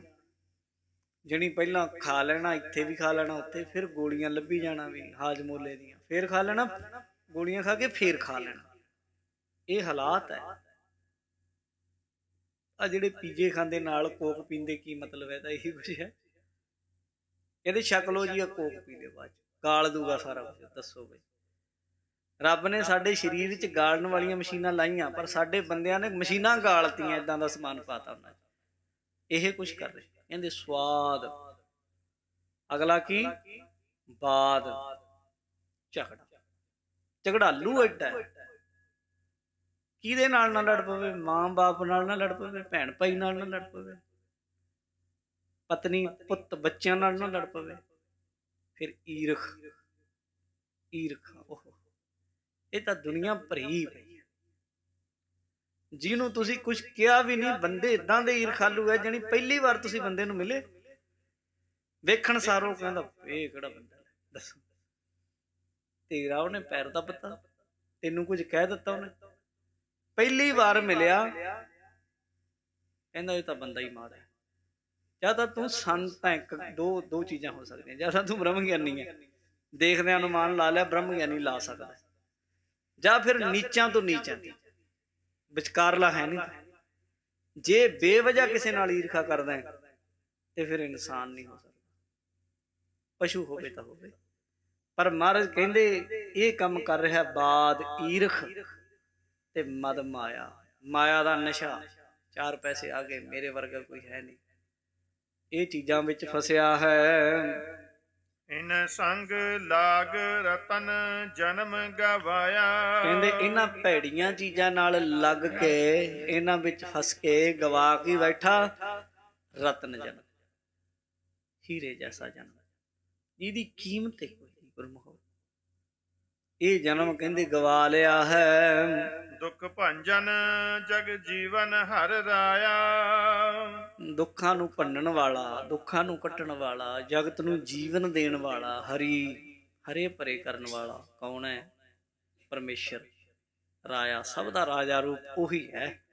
ਉਹੀ ਸਾਡੇ ਤਮਾਮ ਦੁੱਖ ਜਨਮ ਮਰਨ ਇਤਿਆਦਿਕ ਦੇ ਕੱਟ ਸਕਦਾ ਹੈ। ਸਗਲ ਤਿਆਗ ਨਾਨਕ ਸਰਣ ਆਇਆ। ਕਹਿੰਦੇ ਮੈਂ ਤਾਂ ਸਾਰੇ ਤਿਆਗ ਕੇ ਨਾ, ਇਹ ਬਾਦ ਵਿਰੋਧ ਹੰਕਾਰ ਈਰਖਾ ਇਤਿਆਦਿਕ ਜਿਹੜੇ ਉੱਤੇ ਦੱਸੇ ਆ, ਕਹਿੰਦੇ ਇਹਨਾਂ ਨੂੰ ਤਿਆਗ ਛੱਡਣਾ ਪਏਗਾ ਤੇ ਹਰੀ ਪਰਮੇਸ਼ਰ ਦੀ ਸ਼ਰਨ ਵਿੱਚ ਜਾਣਾ ਪਏਗਾ ਜੀ। ਪੜ੍ਹ ਦੋ। ਸਗਲ ਦੁੱਖ ਭੰਜਨ ਜਗ ਜੀਵਨ ਹਰ ਰਾ। ਸੂਹੀ ਮਹੱਲਾ ਪੰਜਵਾਂ। ਪੇਖਤ ਚਾਖਤ ਕਈਅਤ ਅੰਧਾ। ਸੂਹੀ ਰਾਗ ਦੇ ਅੰਦਰ ਪੰਚਮ ਪਾਤਸ਼ਾਹ ਗੁਰੂ ਅਰਜਨ ਦੇਵ ਮਹਾਰਾਜ ਕਹਿ ਰਹੇ ਨੇ, ਕਹਿੰਦੇ ਪੇਖਤ ਚਾਖਤ ਕਹੀਅਤ ਅੰਧਾ। ਇਹ ਸ਼ਬਦ ਉਸ ਪੰਕਤੀ ਦੀ ਵਿਆਖਿਆ ਕਰਦਾ ਹੈ, ਮਾਇਆ ਧਾਰੀ ਅਤ ਅੰਨਾ ਬੋਲਾ। ਅੰਨਾ ਕਿਉਂ ਹੈ? ਬੋਲਾ ਕਿਉਂ? ਕਹਿੰਦੇ ਪੇਖਤ ਦੇਖਦਾ ਹੈ ਦੁਨੀਆ ਨੂੰ, ਚਾਖਤ ਚਖਦਾ ਸਵਾਦ ਵੀ ਪਤਾ ਹੈ ਪਰ ਇਹਨੂੰ ਅੰਨਾ ਤਾਂ ਕਿਹਾ ਜਾਂਦਾ ਹੈ, ਦੇਖਦਾ ਦੁਨੀਆ ਨੂੰ ਹੈ ਪਰ ਦੇਖਣ ਵਾਲੀ ਚੀਜ਼ ਨਹੀਂ ਦੇਖਦਾ। ਚਖਦਾ ਹੈਗਾ ਚੀਜ਼ਾਂ ਨੂੰ, ਰਸਾਂ ਨੂੰ, ਦੁਨੀਆ ਦੇ ਨੂੰ, ਪਰ ਵਿਖੇਪਨ ਫਿੱਕੇ ਨੂੰ ਚਖੀ ਜਾਂਦਾ, ਨਾਮ ਨੂੰ ਨਹੀਂ ਚਖ ਰਿਹਾ, ਤਦੇ ਹੀ ਇਹਨੂੰ ਅੰਨਾ ਕਿਹਾ ਹੈ। ਸੁਨਿਯਤ ਸੁਨਿਐ ਨਾਹੀ। ਕਹਿੰਦੇ ਸੁਨੀਅਤ ਸੁਣੀਆਂ ਨਹੀਂ, ਸੁਣਦਾ ਹੈਗਾ ਦੁਨੀਆ ਦੀਆਂ ਗੱਲਾਂ, ਪਰ ਸੁਣਨ ਵਾਲੀ ਚੀਜ਼ ਨਹੀਂ ਸੁਣਦਾ। ਸੱਚਾ ਸੁਣਨਾ ਨੂੰ ਪਠਾਏ ਸਰੀਰ ਲਾਈ, ਸੁਣੋ ਸਤ ਬਾਣੀ। ਕਹਿੰਦੇ ਉਹ ਚੀਜ਼ ਨੂੰ ਸੁਣ ਨਹੀਂ ਰਿਹਾ। ਨਿਕਟ ਵਸਤ ਕੋ ਜਾਣੈ ਦੂਰੈ, ਪਾਪੀ ਪਾਪ ਕਮਾਹੀ। ਕਹਿੰਦੇ ਨਿਕਟ ਨੇੜੇ ਤੋਂ ਨੇੜੇ ਪਰਮੇਸ਼ਰ ਦਾ ਨਾਮ ਹੈ, ਉਹਨੂੰ ਦੂਰ ਸਮਝਦਾ ਪਰਮੇਸ਼ਰ ਨੂੰ, ਇਸੇ ਨੂੰ ਪਾਪੀ ਕਹਿੰਦੇ ਆ, ਪਾਪ ਕਮਾ ਰਿਹਾ ਹੈ। ਸੋ ਕਿਛ ਕਰਜਤ ਛੂਟੈ ਪ੍ਰਾਨੀ। ਹੇ ਪ੍ਰਾਣੀ, ਉਹ ਕੁਝ ਕਰ ਜਿਹਦੇ ਕਰਕੇ ਤੇਰਾ ਛੁਟਕਾਰਾ ਹੋ ਸਕੇ। ਹਰਿ ਹਰਿ ਨਾਮ ਜਪ ਅੰਮ੍ਰਿਤ ਬਾਣੀ। ਉਹ ਕੀ ਹੈ ਜੀ? ਕਹਿੰਦੇ ਹਰੀ ਪਰਮੇਸ਼ਰ ਦਾ ਨਾਮ ਜਪਣਾ, ਅੰਮ੍ਰਿਤ ਬਾਣੀ ਦਾ ਜਾਪ ਕਰਨਾ। ਰਹਾਉ ਵਿਸ਼ਰਾਮ ਦੇ ਕੇ ਸਮਝਾ ਰਹੇ ਹਨ। ਘੋਰ ਮਹਿਲ ਸਦਾ ਰੰਗ ਰਾਤਾ। ਮਹਾਰਾਜ ਸਾਹਿਬ ਕਹਿੰਦੇ ਘੋੜਿਆਂ 'ਚ, ਮਹਿਲਾਂ ਵਿੱਚ, ਰੰਗ ਬਰੰਗੀਆਂ ਚੀਜ਼ਾਂ ਵਿੱਚ ਰੰਗਿਆ ਰੱਤਿਆ ਪਿਆ, ਫਸਿਆ ਪਿਆ ਹੈ। ਸੰਗ ਤੁਮਾਰੇ ਕਛੂ ਨ ਜਾਤਾ। ਕੋਈ ਵੀ ਚੀਜ਼ ਤੇਰੇ ਨਾਲ ਨਹੀਂ ਜਾਣੀ ਇਹਨਾਂ ਵਿੱਚੋਂ। ਰਖੇ ਪੁਚਾਰ ਮਾਟੀ ਕਾ ਭਾਂਡਾ। ਕਹਿੰਦੇ ਮਿੱਟੀ ਦਾ ਭਾਂਡਾ ਪੋਚ ਕੇ ਸਰੀਰ ਨੂੰ ਬਣਾ ਕੇ ਬਸ ਇਸੇ ਤੇ ਹੀ ਜ਼ੋਰ ਲਾਈ ਜਾਂਦਾ ਸਾਰਾ, ਇਸੇ ਨੂੰ ਸਾਫ ਸੁਥਰਾ ਸਾਂਭ ਸੰਭਾਲ ਰੰਗ ਬਰੰਗੇ ਇਹਨੂੰ ਇਹ ਪਾਲਿਸ਼ਾਂ ਕਰੀ ਜਾਂਦਾ ਹੈ। ਅਤ ਕੁਚੀਲ ਮਿਲੈ ਜਮ ਡਾਂਡਾ। ਕਹਿੰਦੇ ਇੰਨਾ ਮਨ ਇੰਨਾ ਕੁਚੀਲ ਮੈਲਾ ਹੋਇਆ ਪਿਆ, ਇਹਦੀਆਂ ਕਰਤੂਤਾਂ ਐਸੀਆਂ ਕਿ ਅੱਗੇ ਦਰਗਾਹ ਜਦੋਂ ਜਾਏਗਾ ਜਮਾਂ ਦੇ ਡੰਡੇ ਪੈਣਗੇ। ਇਹ ਹਾਲਾਤ ਹਨ ਇਸ ਦੇ। ਕਾਮ ਕ੍ਰੋਧ ਲੋਭ ਮੋਹਿ ਬਾਧਾ। ਕਹਿੰਦੇ ਕਾਮ ਕ੍ਰੋਧ ਲੋਭ ਮੋਹ ਹੰਕਾਰ ਵਿੱਚ ਬੰਨਿਆ ਪਿਆ, ਇਹਨਾਂ ਵਿੱਚ ਫਸਿਆ ਪਿਆ ਹੈ। ਮਹਾਗਰਤ ਮੈਂ ਨਿਗਰਤ ਜਾਤਾ। ਕਹਿੰਦੇ ਵੱਡਾ ਟੋਆ ਇਹ ਵਿਕਾਰਾਂ ਦਾ, ਇਹ ਚ ਰੋਜ਼ ਰੋਜ਼ ਡਿੱਗਦਾ ਹੀ ਜਾਂਦਾ, ਦਲ ਦਲ ਵਿੱਚ ਫਸਿਆ ਹੈ। ਨਾਨਕ ਕੀ ਅਰਦਾਸ ਸੁਣੀ ਜਾ। ਹੇ ਮਹਾਰਾਜ ਸੱਚੇ ਪਾਤਸ਼ਾਹ, ਮੇਰੀ ਅਰਦਾਸ ਹੈ ਤੇਰੇ ਚਰਨਾਂ 'ਚ। ਗੁਰੂ ਅਰਜਨ ਦੇਵ ਜੀ ਕਹਿੰਦੇ ਤੂੰ ਸੁਣ ਲੈ। ਡੂਬਤ ਪਾਹਨ ਪ੍ਰਭ ਮੇਰਾ ਲੀਜੈ। ਜਿਵੇਂ ਪੱਥਰ ਡੁੱਬਦੇ ਆ, ਮੈਂ ਵੀ ਪਾਪਾਂ ਕਰਕੇ ਭਾਰੀ ਹੋਇਆ ਫਿਰਦਾ ਪੱਥਰ, ਤੇ ਮਹਾਰਾਜ ਤੂੰ ਡੁੱਬਦੇ ਪੱਥਰਾਂ ਨੂੰ ਵੀ ਤਾਰਨ ਵਾਲਾ ਹੈ। ਮੇਰਾ ਮਨ ਵੀ ਕਠੋਰ ਹੋਇਆ ਫਿਰਦਾ ਹੈ, ਪਾਪੀ ਹਾਂ, ਪਾਪਾਂ ਕਰਕੇ ਤੂੰ ਇਹਨੂੰ ਬਖਸ਼ ਲੈ, ਆਪਣਾ ਬਣਾ ਲੈ, ਜਿਹਦੀ ਬਰਕਤ ਨਾਲ ਇਹ ਲੋਕ ਸੁਖੀਏ ਪਰ ਲੋਕ ਸੁਹੇਲੇ ਹੋ ਜਾਵੇ। ਇੱਥੇ ਸਮੇਂ ਦੀ ਸਮਾਪਤੀ, ਸ਼ਬਦ ਦੀ ਸੰਪੂਰਨਤਾ। ਅਗਲਾ ਸਮਾਂ ਆਪ ਜੀ ਨੂੰ ਗੁਰੂ ਘਰ ਦੇ ਸਤਿਕਾਰਯੋਗ ਗਿਆਨੀ ਸ਼ਿੰਗਾਰਾ ਸਿੰਘ ਜੀ ਆਉਣ ਵਾਲੇ ਸਮੇਂ ਬਾਰੇ ਆਪ ਜੀ ਨੂੰ ਦੱਸ ਦੇਣਗੇ। ਆਓ ਲਾਹੇ ਲਈਏ ਜੀ, ਆਖਰੀ ਪੰਕਤੀਆਂ ਪੜ੍ਹ ਦਿਓ। ਨਾਨਕ ਕੀ ਅਰਦਾਸ ਸੁਣੀ ਜਾਏ, ਡੂਬਤ ਪਾਹਨ ਪ੍ਰਭ ਮੇਰੇ ਲੀਜੇ।